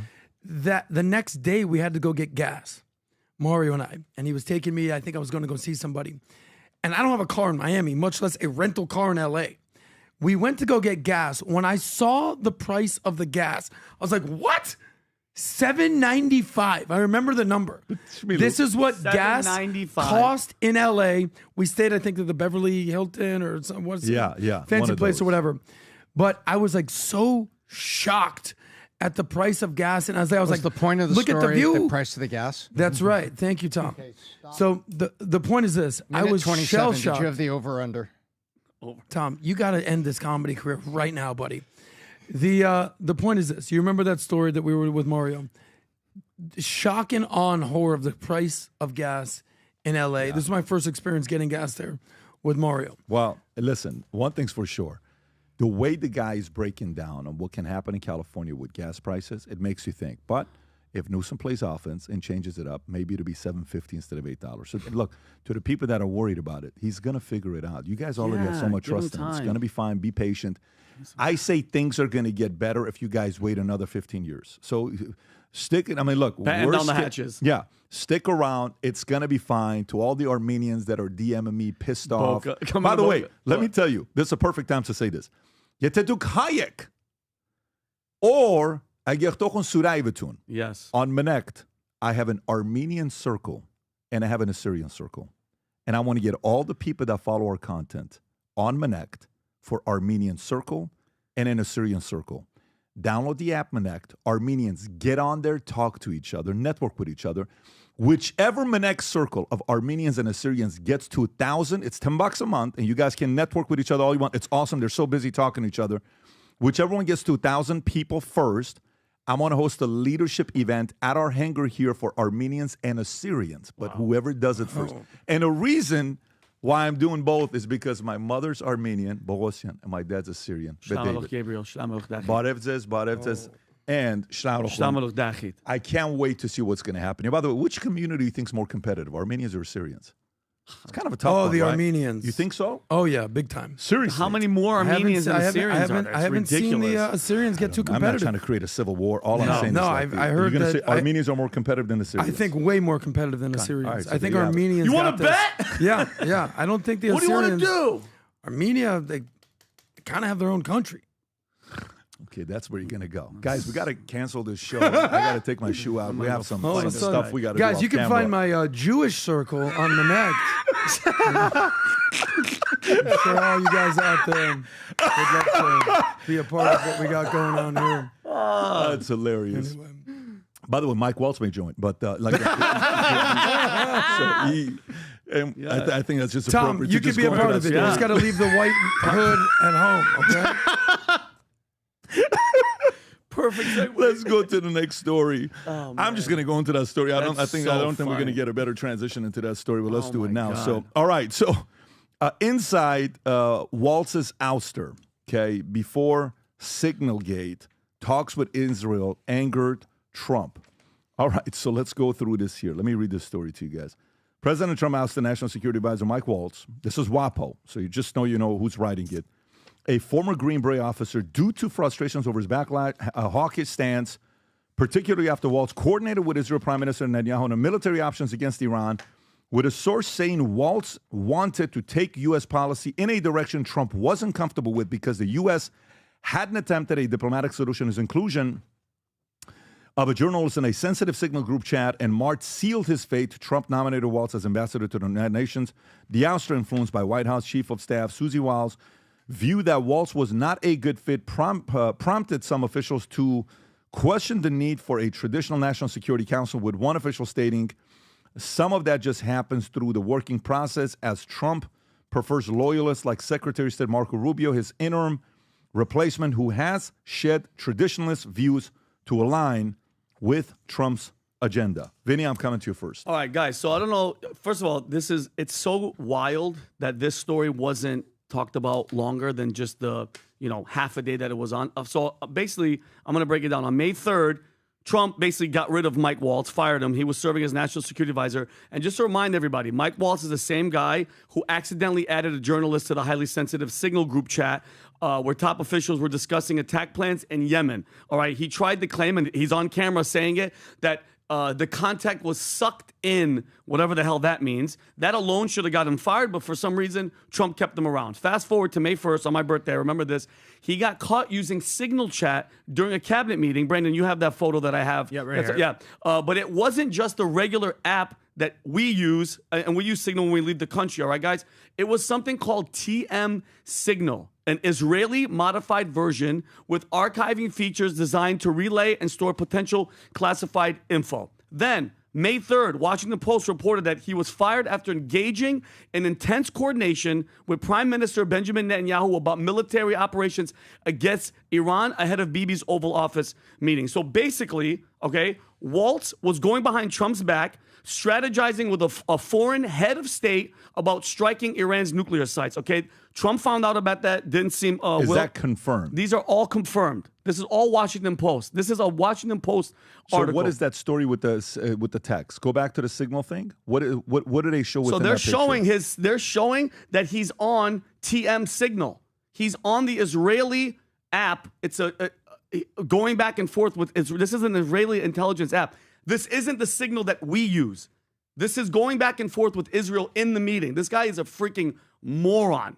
Just a complete moron, like he didn't learn his lessons, okay? And then the article even says, Pat, at the top, the view by some in the administration was that Waltz was trying to tip the scales in favor of military action and was operating hand in glove with the Israelis, okay? And by the way, it doesn't get worse than that. All right, our national security advisor is sitting in a cabinet meeting, going back and forth, texting with a foreign government, okay? And then one of Trump's advisors said, you can't do that. This is in quotations, and Brendan, it's in that article. Yeah. You can't do that. You work for the president of your country, not a president of another country, okay? If you think about it, that's borderline treason, Pat. You can't work hand in glove with a foreign leader to push military action behind the president's back, okay? And then your punishment, instead of getting like in deep shit, guess what happens? He gets nominated. He's not in yet.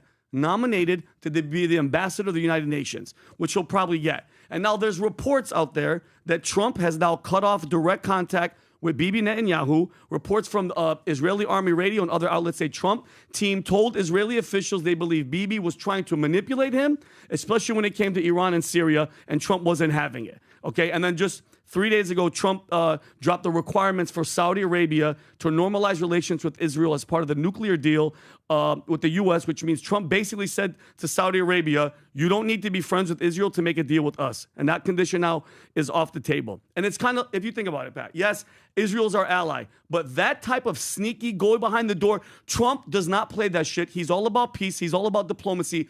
You're in there using a different Israeli app to tell them what the hell's going on in a meeting. And listen, again, I could criticize Israel as the government, and it has nothing to do with Jewish people, but Bibi Netanyahu, how many times has he come to our Congress and said, we should strike these people, we should go to war here? When he said about Iraq, you know what he said about Iraq? He said, and I quote, I guarantee if we take out Saddam Hussein, it would have enormous positive reverberations around the region. And it didn't.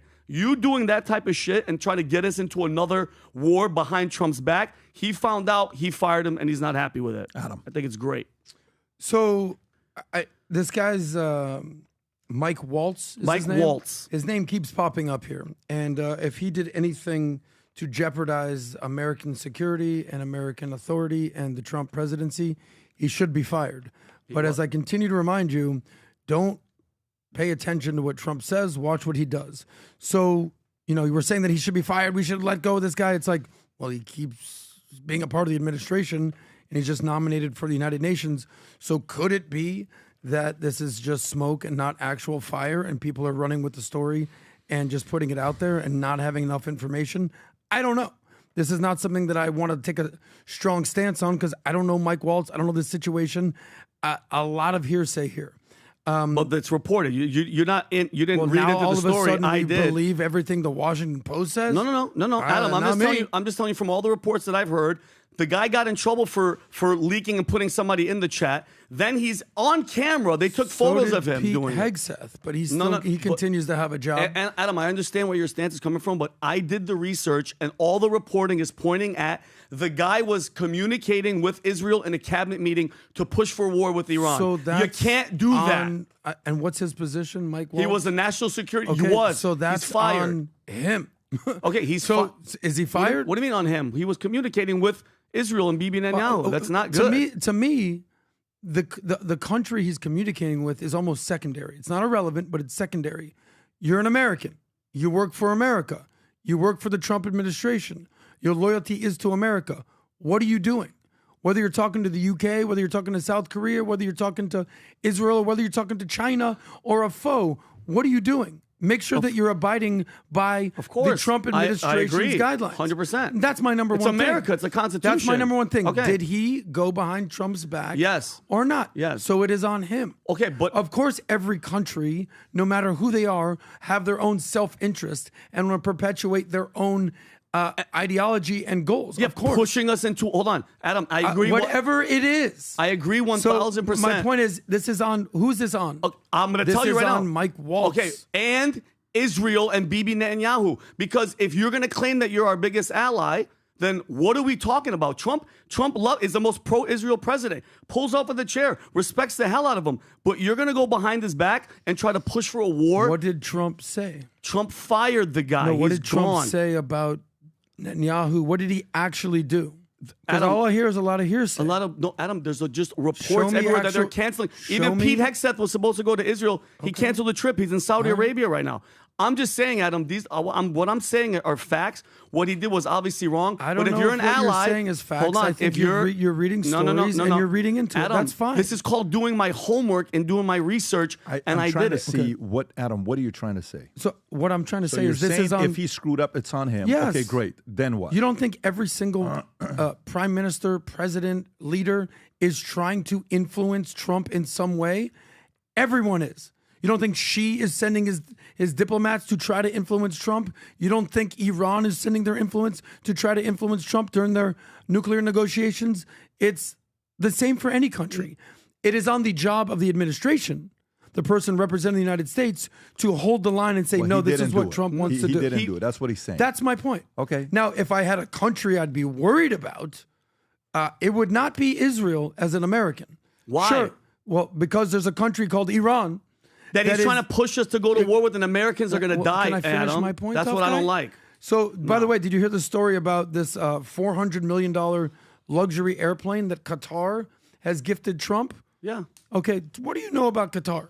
What do you know about wait, Qatar? hold on. Well, are we changing the topic? Because I'm still not confused. changing the topic. That We're Mike talking Waltz about is wrong, but you think it's okay for a national security advisor, okay, that's sworn into office, sitting in there using a freaking Israeli communication app going directly with another Vinny, government? we've already talked about this. So I do not think it's okay. This is on Mike Waltz. But it's just on. It's I'm on moving both on of to them. a different thought. It's on Israel too. I'm moving on to a different thought in this regard. But the Trump administration. No, but you're trying to. Vinny, you're shush trying to, for a second. You were trying to relate. What do both you know of, about Qatar? Let me hear you this. Tell me where you're going with Qatar. Okay. So what I would want to understand is this is a pretty outrageous gift, a $400 million luxury gift that Qatar is just giving. And by the way, if you say you don't know, tell me what you know about Qatar, what they're doing in the world. Do you have any idea? Adam, I'm still waiting. Just answer this specific question. Are we if changing? He's not going to give you the answer, you go ahead and say it. But just tell me. Do you know anything tell about me about Qatar? Do you know anything?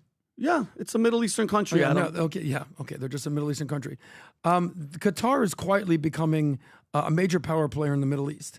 This $400 million luxury jet, by the way, if they gave it to Joe Biden, the right would be going insane, including you. What is this? So Qatar, what I know about Qatar is they're one of the richest petro-states in the world. I think their GDP is one of the highest in the world, GDP per capita.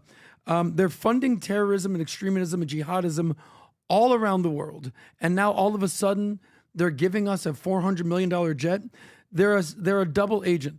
And we'll get to what they're doing in our universities and our influencers. They're a double agent. They're basically saying, hey, America, we're on your side. We're here funding terrorism. They're fighting terrorism. And then they're secretly funding terrorism. And they're letting Hamas hang out in their luxury hotels in Doha. So it's lipstick on a pig. And I'm very concerned about this. Why would you accept it? He's saying, well, listen, if someone wants to give you a free putt, you just take the putt. Mr. President, this ain't golf. This ain't Jack Nicklaus. This ain't Arnold Palmer. This ain't Sam Snead. This is a terrorist state who's aligned with Iran and China to some regard, gifting you a $400 million plane. You don't have any concerns whatsoever. They're housing Hamas. They're supporting Al-Qaeda, Al-Nusra, ISIS. They're sowing discord all over the Middle East. And by the way, don't take Adam's word for it. He's just some dumb Jew on the internet. Do you know whose word you should take for it? How about the following? The following countries that have severed all diplomatic ties from Qatar. Saudi Arabia, UAE, Bahrain, and Egypt, because they've accused Qatar of supporting terrorism and destabilizing the Middle East. So this hidden agenda that Qatar has when they're funding universities and sowing discord, and NGOs and think tanks, and now paying influencers to sow discord around the United States, I have massive concerns. So this lipstick on a pig with this $400 million gift is going to come at a price. You know, they say there's no such thing as a free lunch. Well, this is a free freaking plane. So if that doesn't have concerns, I don't know what does. So you think Trump is getting played? You think Trump is getting played? Blame it on Bibi. You don't think Trump? You think Trump is getting played? You're trying to tell me you think if Qatar gave Biden a $400 million airplane, would you have any questions? No, I question everything, but you Okay, just but talk you're not about questioning you this. just talk about reporting. Do you know all the details and what entails everything about this story? Just like how Listen. you asked me about my story. Do you know that he's not flying? He's not going to be on this thing. This thing is going to go in a Say, museum. Thank you, Qatar. No, but we're you good. say thank you and move. No, because you take this it. is going to come at a price. Again, I don't know the. If Vladimir Putin pours you a vodka and says, "Have a drink," Okay, so you drinking let me that thing? let me take a Hell pause. No. Tom, I'm coming to you. I got some thoughts on this because it's all over the place where we went. We have like 3 stories in one. But Tom, what thoughts do you have? So a very large gift like this from a foreign government, you know, these are the reasons that businesses have rules on gifts. We don't let our salespeople, any company that I've worked for or with Pat and before, you can't take a gift more than dinner. You can't. It says if they want to take you on a trip, you check with your boss. What are they doing? Hey, they're all going to Hawaii. They invited my wife and I to go with them. You say, okay, well, you pay for the hotel room with our company credit card and then pick up one dinner. Nothing extravagant, but pick up one of the dinners. Why? So because you're not for sale. So that's how bribes happen. They give gifts. Did you know that every gift given to the president gets recorded, and there's like a cultural office? Most of the gifts are cultural in nature. Yeah. You know, a gold plate from India that was like Peru. almost 200 years old, and it goes in, and you know where they end up? They end up at the Smithsonian of all these gifts that were given. But you give a gift like that, it just opens up all sorts of discussions on, oh, it's kind of weird. You can't do that. So I think when a big gift like this, unless he wants to say, that's very, very nice of you, we'll put it over here and everybody will use it, appreciate it. You know, that's one side, but it's just, why are they giving it? Qatar is a nation of 3 million people.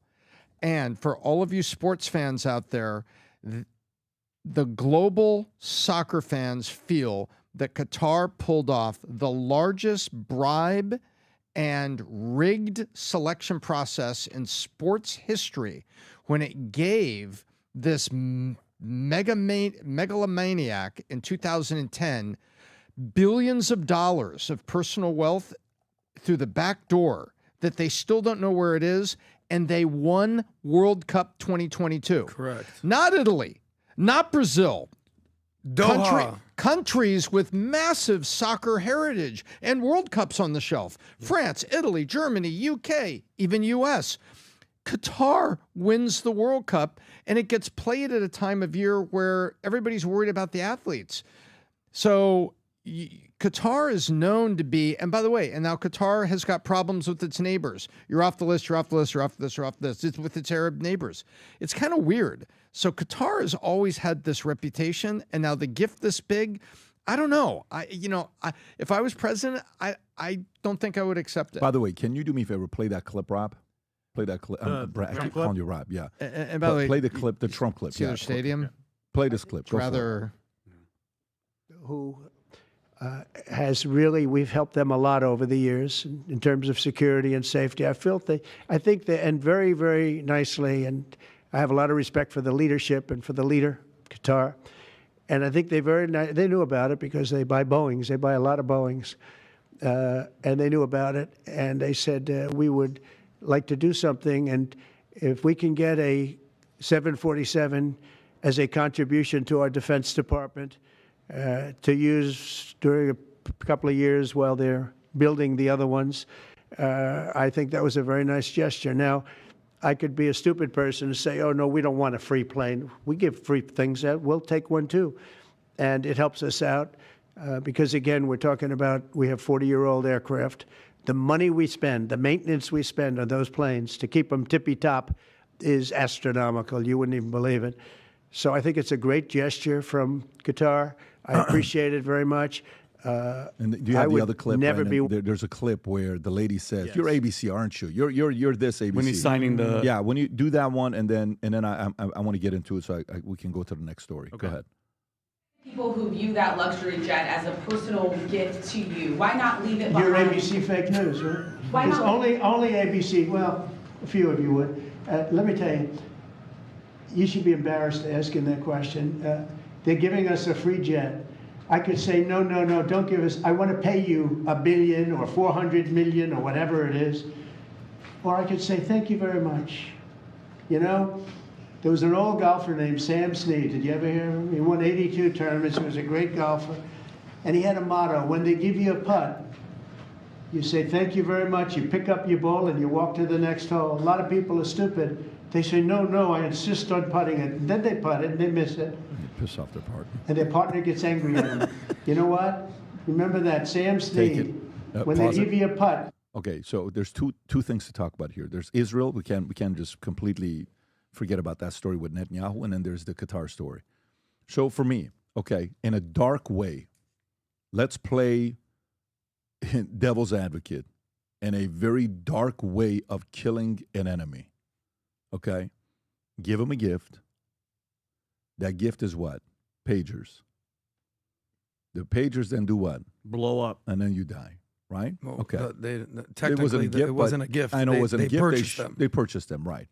So they blow. It wasn't a gift at all. Totally get it. But I'm now saying that let's go even worse. So if that's something you're buying, it's even worse. Now think about gift. Mm-hmm. You give a gift. The gift is a plane. Yeah. And it's to fly the president. I don't want the president in that plane at all going anywhere whatsoever. You want to take that plane, run through God knows how many different things on the back end to make sure we're 100% protected, and then use it for something else or put it in a museum. Great. We'll take that gift and put it in a museum. I don't want the president I voted for to be flying that place anywhere. I just don't trust it. And Qatar, you know, the World Cup history, we've all read about it. We've all heard about it. These guys went above and beyond to make sure they got that deal. And by the way, it sucked. The World Cup wasn't exciting over there. The heat, the weather, the temperatures, what it was like, and it's now empty. Who the hell is waking up saying, I want to go play soccer over there? Those are empty places, okay? Now, let's go to Israel and Netanyahu. So the president's going to Middle East for a 4-day trip, and he doesn't want to stop by Israel. You couldn't make one of the days to go stop. Or is he stopping there or no? No, he's going to the Middle East, not stopping by Israel. No, right. Trump's Middle East trip leaves Netanyahu watching from the sidelines again. So you go there and you don't go visit Israel. I absolutely love this. I love it. Because to me, this whole election, the way he won, there were so many moments where he was in Israel and he's putting his hand and he's got the yarmulke on and he's, oh my God, he's bought and paid for. And Trump's like, I'm campaigning in poetry. Okay? Yeah, for sure. Yeah, we need your support. He's in Dearborn. Muslims are endorsing him. Yeah. Great. And then you become a president and then you're governing based on what you think is best. And if you think somebody behind closed doors thinks and they say something like, we can get him to do anything because I got somebody on the inside that we got them elected and we got a guy with Trump's type of a DNA and wiring, nothing will annoy a person like that more than another person thinking they own them. Nothing at all. I absolutely love what he's doing and how he's handling it. For them to not think, we get to tell Trump what to do, he works for us. I love that. I don't even want that to be in the, what do you call it, in the ecosystem of people talking about this. Like mainstream. I don't even want that narrative. I want that out. This changes that narrative. The people that are always Jewish people, Israel is the enemy, and, you know, there's Jews this and Israel this. No. Those guys are also part of the problem, by the way, because they go full here. But the other guys are also like, well, no, you know, it's just not them. You know, Israel's, we have to do everything for them. They're also, no, relax. You don't kind of get me into a war. I don't want to get into this war with Iran. I'd like to find a way to do it in a different way. Let's try to find a way to negotiate in a different way. You want to do your thing. I'm not getting involved. He makes the phone call with Pakistan and what do you call it? India. Hey, Relax. Don't do anything. And then Pakistan still does something and goes back to it. I love the way he's handling it. And by the way, you know what's the craziest thing? I'll tell you the craziest thing as well. I also understand Netanyahu. What's Netanyahu's priority when he wakes up? America first? Hell no. No way. What's Netanyahu's priority? Israel. Okay. What MBS is? Saudi Saudi first. What's Putin's? Russia. That's right. Yeah. So what's China? But what I'm saying with that is, I get it. Yeah.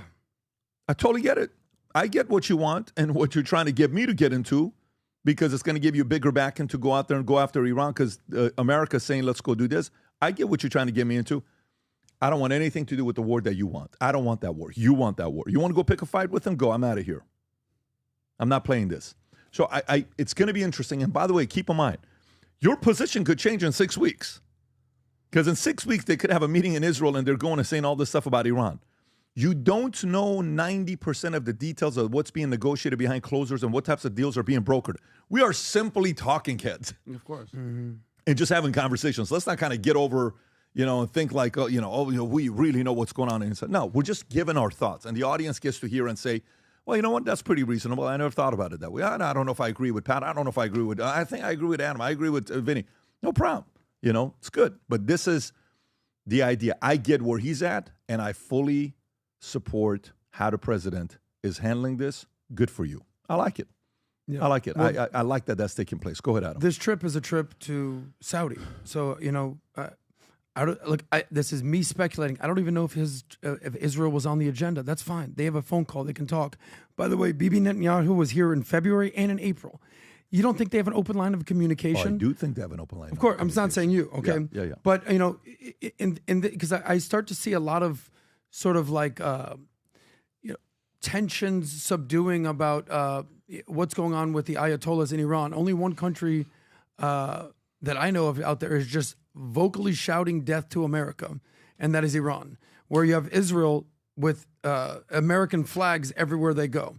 I only see the Gaza community and the Hamas community burning the American flag, where I see a lot of Jewish people wearing pins with an American flag and the Israeli flag. Yes, I do understand that none of these leaders should think for even 1 second that they own America, nor do I believe that. A lot of it is sort of hyperbolic. By the way, fact check this. Did Iran try to kill President Trump? How about this? Key incidents. If you can check this, the U.S. Secret Service increased Trump's security after intelligence surfaced about Iranian plot to assassinate him. 2024. Asif Merchant, the Pakistani national with ties to Iran, was arrested in Houston. He attempted to hire hitmen to assassinate Trump. November 2024. The Department of Justice charged Farhad Shakiri, an alleged Iranian operative, in connection with a murder-for-hire plot targeting Trump. I'd be very skeptical of Iran. By the way, we're not even talking about what they're doing with their nuclear situation. So, do I trust the Ayatollahs of Iran? Not one bit. Do I trust Israel 100%? No, because I don't trust anybody 100%. America first means America first, but that doesn't mean our allies last. And that's where people get confused. Yeah. By the way, it's funny, Brandon, can you go to our Instagram account? Something just real funny to just get a little bit lighter, and then we'll get to another story here. Go to Valuetainment's Instagram account and look what this fun fact about McDonald's just popped up. And you tell me what this looks like, okay? You tell me what this looks like. Right there, second one. Second story. Second story. Right there. Like the one with McDonald's on it? This is the McDonald's spoon banned in '79 for shocking drug scandal. What does that look like? Looks like what the guys had earlier. They used this back in the day. A little tootski, my bad. Let me get to this next It's story. the Macron diplomacy accessory kit. Let me get to the next story. This is kind of a transition of what we just talked about right now. So DOJ to investigate Muslim-led development targeted by Texas GOP senator says. Brandon, if you have this story to pull up. Yes. So, little weird. I don't know if you guys have seen this video. I'm assuming you guys have seen this video. I've not seen it. Senator John Cornyn, who called the Muslim-led Epic City development anti-Semitic and anti-Christian, announced that the Justice Department will investigate whether the project around one of North Texas' largest mosques violates federal law, stating, "I am grateful to Attorney General Bondi and the Department of Justice for hearing my concerns and opening an investigation, while claiming religious discrimination and Sharia law have no place in Lone Star state, the East Plano Islamic Center. Wow, this isn't Plano, Tom. That's, yeah. Backing Epic City faced accusations from Corn, Texas, Attorney General Ken Paxton, Governor Greg Abbott, and the right-wing bloggers of creating a Muslim-only community imposing Islamic law, which attorney Dan Kajal, defending the project, denied, saying from day one their intention was to comply completely and wholeheartedly with the law. What is crazy to me is how far we have come. We haven't come since 9/11. Golden, is this the actual property? Yeah, do you want the view of the city or the guy promoting it? The city looks crazy. Is this guy promoting the city? Yes. How long is this? This one is 2 minutes. Play the city first. Okay. Watch the city first, and then we'll go to this guy promoting it. Tom, have you seen So, this thing? Have you seen the city? Look Watch at that. this. Go for it. That's what they want to build. Allahu Akbar, I don't think you need the music. Welcome to Epic 2.0. Leave it. Epic City is more than just a neighborhood. It's a way of life. A meticulously designed community that brings Islam to the forefront. A community that blends with nature, crafted to elevate your living experience. With single-family homes, multi-family townhomes and apartments, senior living, and in the heart, a mosque and a school. Vinny, thoughts? I mean, Adam, I'm shocked that you of all people, you didn't hear this or anything like that. No, I'm moving there, bro. Oh, and Brandon, I sent you what Governor Abbott said about the whole situation. Thank you. He said they launched investigations for violations of the housing and consumer laws. And Corn asked the feds to actually step in, that it may exclude non-Muslims and push Sharia law, even though that they're saying that it's not. But they're saying exclusivity. Then why are they calling it EPIC? You know what EPIC stands for?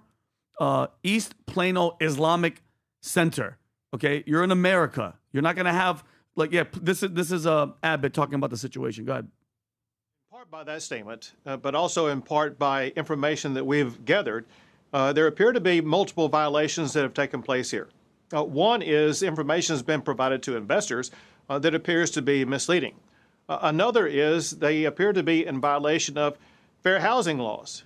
Also, we found that, they talk about doing all this building, but they don't have any building permits to actually do any building, and they have challenges even getting those building permits. Believe this or not, we've even received information that they may have been conducting a funeral home without legal authority. Bottom line, Laura, is that there so many questions arose, especially information that we received, that led us to need to call the elite Texas Rangers to conduct a criminal investigation to find out if criminal laws in Texas have been violated. Well, in part, and mind you, this is you guys were paying attention too. They're the Muslims in Texas and some in Florida are literally buying up churches and they're building mosques. Okay, and then by the way, with this type of situation, when somebody tries to question it, the left cries it's Islamophobia, and it's anything but that. Okay, this is just a soft entry to plant cultural roots, and they're saying right now it's just housing, but that ends up with laws that don't match our Constitution. Texas isn't a place for an experiment. You're not going to do that type of stuff because it's going to expand. And I'm telling you right now, with what we're seeing in Europe, okay, did you even see Ed Sheeran said something the other day where he's like, nowhere, he was with Theo Von, he goes, nowhere is safe in England. Name a city, he goes, nothing is safe. The crime is up. This migration has gotten out of control, and it's that type of attitude that's going to come in there and it's going to change it up. I'm not a fan of it. Tom, thoughts? We lived in Plano. What do you think about this? Like, would you send your kids to the school? I mean, just give me your the real thoughts about this place. My real thoughts about this place go like this. The word that comes to mind is predominantly. There are places, for instance, downtown LA, the Diamond District and the little community around it, it's predominantly Jewish, but they don't have their own laws. It's our laws, and they have to abide with the norms of society. You have Boise, Idaho. Half of Boise, Idaho is predominantly Mormon. And they have all sorts of, they call their churches stakes, church and stakes as groups within it, all that going on. However, they comply completely with U.S. laws. Now, they want to build basically a consulate. A consulate is like you have a building, you have an office, and you soundproof it and you do all these things to it. And it's basically this little, or embassy, right?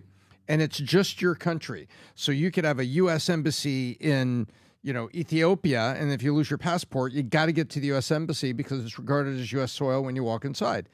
So it appears that they're attempting to build a community with like embassy type privileges. They're going to have their own courts, their own schools and stuff. Sorry.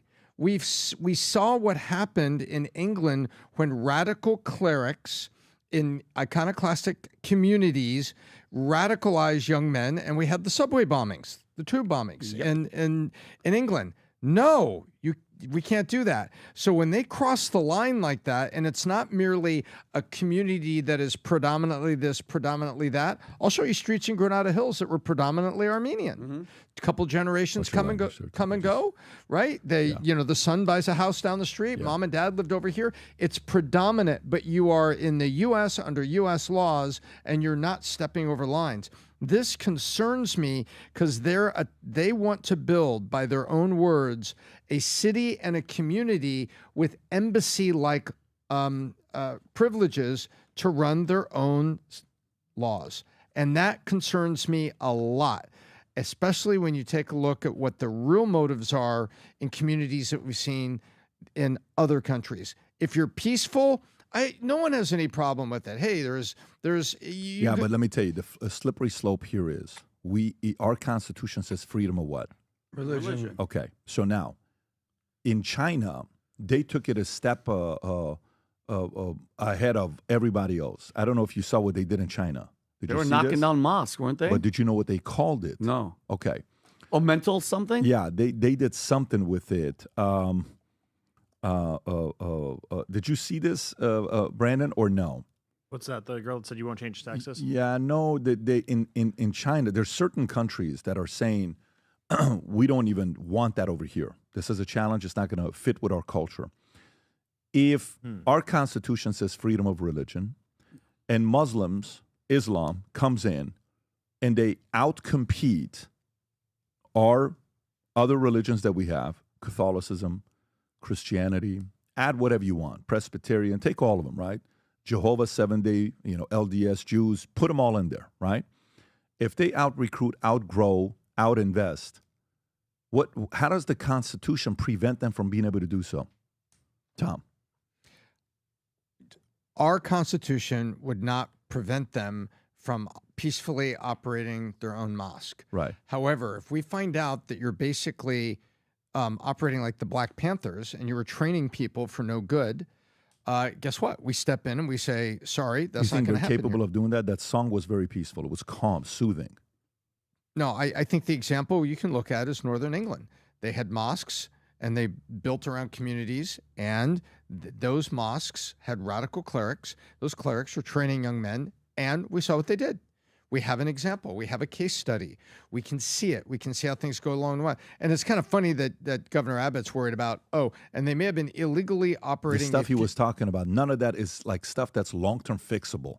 It's like they don't have a permit. They don't have this. I'm like, so that's not even the issue. Mm-hmm. No, it's not. Those are just little stumbling points. They were illegally operating a funeral home. But the reason why I'm saying this is, according to our Constitution, if they have lawyers and the lawyers fight for freedom of religion, how do your lawyers defend your argument to say, no, you can't build?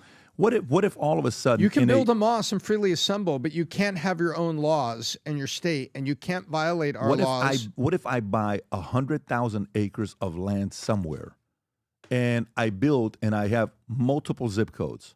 Now it's a city, and I'm able to grow it, I think, about 5,000, because Frisco used to not be a city 30 years ago.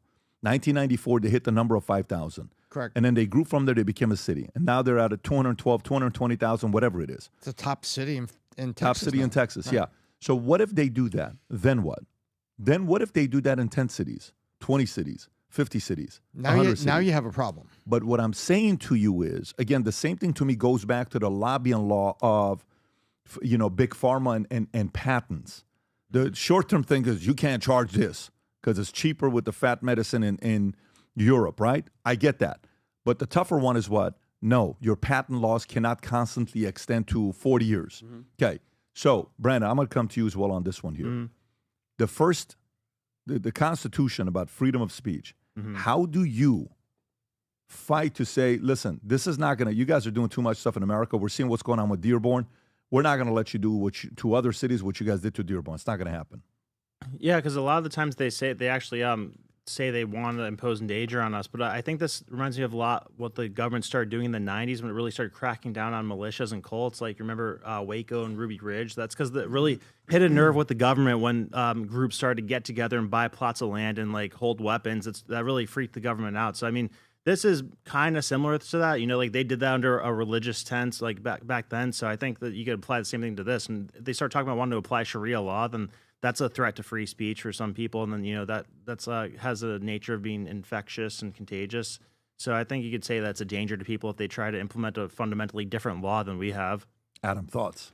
So I'm on team freedom of assembly, freedom of religion, freedom to do what you want in America. If you're part of the American dream, part of the American culture, part of the American civilization, actually love America. The problem I have is if when people don't assimilate, they try to come in here and infiltrate, populate, and dominate. That's the biggest problem I have. If you want to be a part of America, I don't care what religion you are, Hindu, Buddhist, Muslim, Christian, Catholic, Jewish, Zoroastrian, be a part of America. We want you. We love you. We want people from all over the world to come in legally. But if you come here and you want to change what America stands for, and you want to basically criticize everything, the foundation of America, or be like Ilhan Omar and say the biggest problem with America is what, Vinny? White men are extremists. Okay, we're going to have a massive problem here, okay?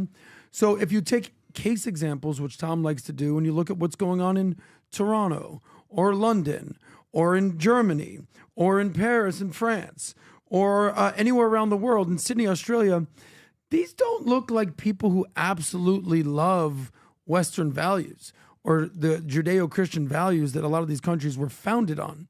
They don't seem to be like that. Okay, so they're very Sharia law driven. Now, my only counter argument would be is, you know how, like I said this the other day, you know how in China, they'll allow us to have TikTok or they'll have Tencent.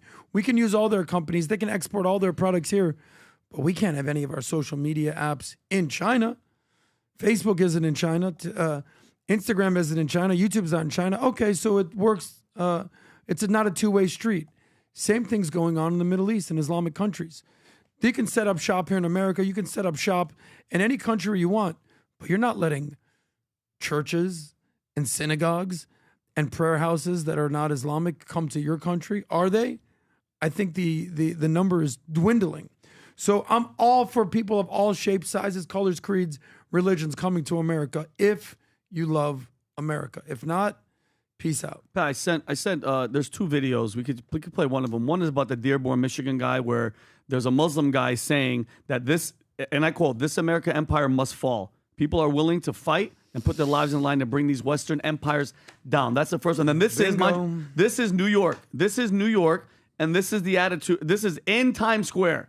Play this video. Done hiding. We're done. We're done being tortured and hurt and judged. This is the correct religion. This is the religion that all of humanity needs to be a part of, Islam. And we will not stop until it enters every home. Yep. So I want you to repeat after me. I want to hear it in every single district. It should tremble. Brooklyn should hear it. The Bronx should hear it. Queens should hear it. Say it as if the Ummah depends on this, my brothers and sisters. La ilaha illallah.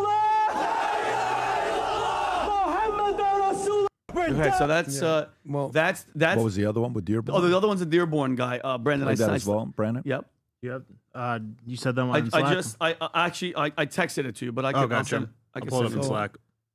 Yeah, you have it here as well. It's Yeah, listen, and Adam, I'm all for religion. Do your own thing, but that type of attitude, that guy needs to be on a watch list. Well, and that's why the difference between us and Europe is, guess what? The Second Amendment. We're not playing that shit. You're not taking over anything in this freaking country. I'm sorry.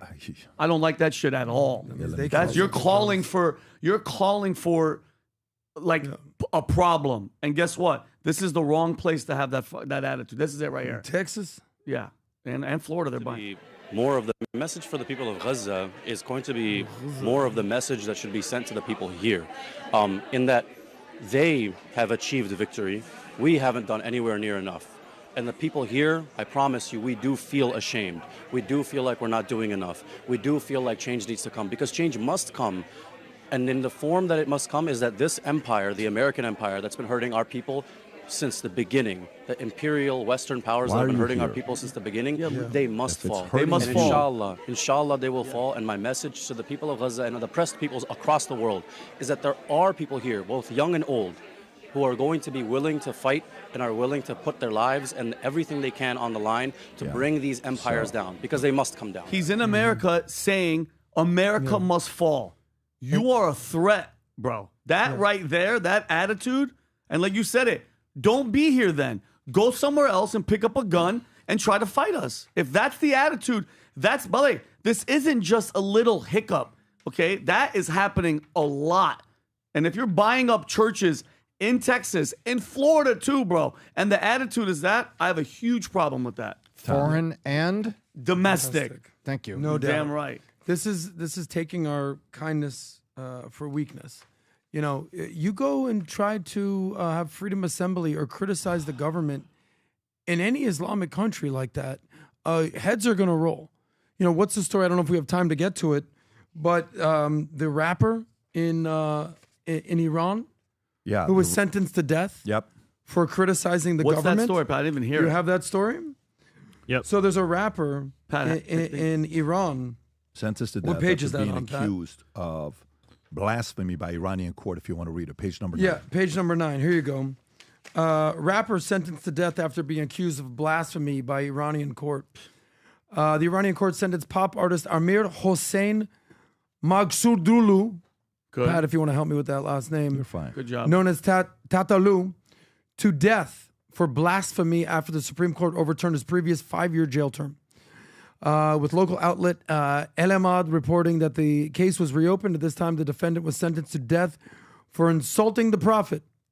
Though the verdict is not final and can be appealed. Tatalou, who fled to Istanbul in 2018, was then extradited by Iran by Turkish police in December 2023, also received a 10-year sentence for promoting prostitution and faced charges of spreading propaganda, quote unquote, against the Islamic Republic, publishing obscene content, having previously collaborated with the Universal Music Group in 2021 as the first Iranian artist to do so. So, and Pat, I obviously want to turn this over to you. In America, you could openly call for the destruction of your civilization and nothing happens to you. In fact, you're treated as a hero to many people on the left or the far right. Whereas a Iranian citizen, and believe me, I wish this was the only story, because we've seen multiple stories like this, dozens of stories, hundreds of stories of political dissidents no longer living. So, Pat, this cognitive it's crazy dissonance, that what we do you have think? this story here because, Brandon, I'm going to send this to you if you can pull it up. While you're Yep. pulling it up, I'm just going to share a couple thoughts. Okay. This morning, while I'm driving here, I'm connecting a few people. A guy named Nader connects me. Him and I have been going back and forth about the story of this rapper, Amir Tatalou, that they're doing this to, that they want to kill this guy, right? Just this morning, literally 4 hours ago, 5 hours ago, Iran court overturns verdict in controversial case of singer Amir. The verdict against Iranian singer Amir Hossein Maghsoodlou, widely known as Amir Tatalou, has been overturned following the acceptance of a request under the Article 477 Iran's Criminal Procedure Code. His lawyer confirmed, according to the defense attorney Majid, the judiciary accepted a procedural review, effectively nullifying the previous ruling. While officials' details remain limited, the development comes after weeks of public attention and mounting online campaigns demanding of reconsideration of the case. He was previously sentenced to death on charges of insulting the prophet, a serious offense under the Iranian law. His case has been under review by Iran's Supreme Court. Efforts to secure his release on bail have been so far unsuccessful, and parts of the legal rulings against him remain contested. Despite reports suggesting repentance and remorse from Tatalou's court proceedings, the legal process continues. A high-profile online petition seeking to overturn his death sentence was taken offline by Iran's Committee for Determining Offensive Content, despite being among the most signed campaigns on the Qatar platform. So here's the deal with this. They're doing this, whether it's from the noise that the people made, which is congratulations to the Iranian people, or because they just want to seem like they are, you know, kind and forgiving, and that's kind of what they're doing. The regime that runs Iran, Khamenei, all the folks that came from Khomeini, all of these guys in Iran, they destroyed a once great nation, period. You can say whatever you want to say. They destroyed a once great nation. Full on once great nation they destroyed. I watched this clip this morning. You know, I've been showing the Iran before and after. Yeah. This The is Sinatra Iran's video? entertainment before on how they're doing it today versus what the entertainment on Iran used to be before, pre-1979. Brandon, I text you a video I want you to play. Okay. The people of Iran are unbelievable. Some of our things, like the habits that we have, you go to have dinner with an Iranian person, you have to eat some food or else they're offended. Oh. Everything they do, they want to give you a gift. No, let me give you a gift. Go to dinner with them and try to see who's going to pay for the bill. God forbid, if somebody doesn't try to pay for the bill, they're not Iranian. They're Americanized, right? So, no, let me pay for it. No, let me pay for it. No, let me pay for it. No, let me pay for it, right? It's constant. Watch this video. Pre-79, what it is today versus what it was before. Can you please zoom in, Brandon? You should be able to do with control. Okay. So refresh it so we can watch it from the beginning and let's hear the audio.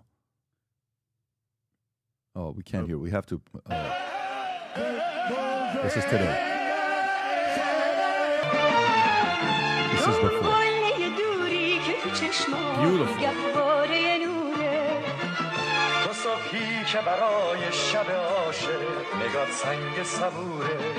It's like Sean Connery.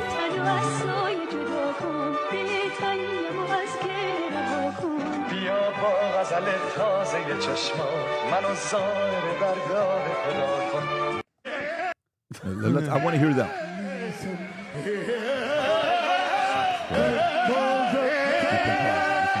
What are they singing? What are they saying? I don't know what it is. It's their American Idol version. But the point about these types of stories, and that guy right there was Feridun Farrokhzad, who was a very, not this guy, the guy that was singing with the girl. Singer, the Sean Connery. Very well known. He was like the Johnny Carson of Iran, is who he was.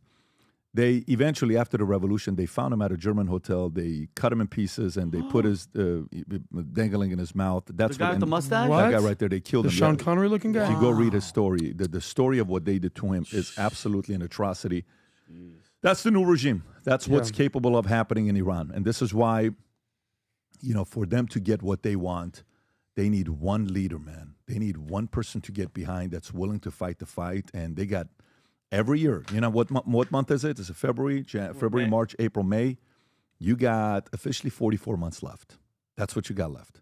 You got 44 more months left to succeed before what happens next. And you cannot rely on assuming the next president's going to be somebody that's going to help you out. Went from a beautiful place that everybody used to go to. The other day, I reacted to the Frank Sinatra singing a song in Iran. Incredible. And to now, different story. Great people. I hope they'll be free again so I can come to Iran and visit the place. I can't wait for that day. Can you imagine the day we go and we do the podcast out of Iran? And we sell tickets. Tehran, Iran. We're doing a podcast. Tom is there worried what's going to happen. Until that day, PBD, there's no traveling to Iran. By the way, just to validate everything you're saying, because I learned a lot of this when I joined you in 2020. I didn't really fully understand what Iran was prior to the 79 revolution. Now there's zero tolerance for political dissidents. It's viewed as treasonous. You're enemies of the state. Do you know the number one country in the world that punishment, if you say anything about the ruler, number one? North Korea. Do you know who number two is? Of course. Iran. And then you have Saudi, China, Qatar, our friends in Qatar, Belarus, Russia, Turkey, in that order. But Iran, the number two country in the world where you cannot say anything about the government. Listen. Another great day of podcasts. Folks, I want to show you a trailer of a podcast that's going out tomorrow. I had Kurt here, who was a 9/11 whistleblower. Do you know this congressman? I love that guy. 20-year. Wait till you hear this trailer. For the first time ever, there was 3 of them here, okay, who worked on the inside. One of them was a lieutenant colonel who worked for the CIA. During 9/11. And he was one of the guys that was called for the hearing on a 9/11 commission. That last minute they canceled. They said, we don't want to hear from him. Where guess who questioned them while he's giving him credit to Kurt Weldon?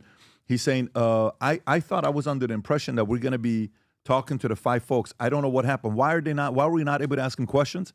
Joe Biden is saying, why can't I talk to Anthony Schaefer? Tony Schaefer was here. What? And another gentleman who was a major in the Army, Eric, given his insight. He was the one that had the 2.5 terabytes of all the information they had gathered that the U.S. government told them to destroy the 2.5 terabytes. They were all here talking about 9/11. Very interesting. I want you to watch this trailer. This goes live tomorrow, 9 a.m. first thing in the morning. Go ahead, Brandon. 9/11, the biggest event that cost the most American lives ever. Why do we only spend $15 million to investigate that? The whole thing is a cover-up. And that's why I'm here. I know the game. You know, they have needles they insert in people that give them fast-moving cancer. You can do that to me. But it's not gonna... No, I'm not, come on. I've had 2 staffers that both worked for the CIA. One was threatened. I was working with him when he died. But that's not right in America. Yeah, you know, it's interesting you say that because I had such a good conversation with him. I said, do you mind coming back a month later? Months later, Rob tells me he passed away. He reported to him. When I came back from Afghanistan, Get out of here. I want to talk about able danger. I was immediately suspended. And so what I'm going to tell you now is what I told them. 2 of the terrorists on 9/11 were on the payroll of the CIA at the time. Now look, I'm not accusing anybody. All I'm telling you is stop this bullshit. This is America. Let the people know the truth. He was in the middle of all of this. All I can tell you is one of the first calls at my home that night was from Joe Biden. Unbelievable. And he said, Kurt, I'm sorry what they did to you. Wow. Holy shit. Tomorrow. Tomorrow at 9? 9. Oh, I'm watching. And by the way, the one person that you're going to be shocked with on how he talks about him is Joe Biden, because his kids went to school together and they grew up 1 mile apart. And he's a full-on Republican. Oh, wow. You have to see. Okay. Yeah, it's a very, like, I can't wait to see it. And I did the interview. I can't wait to see it. You were there. It's phenomenal. All right, tomorrow 9 a.m. gang. Everybody, appreciate you guys. Love you guys. Take care. God bless. Bye-bye.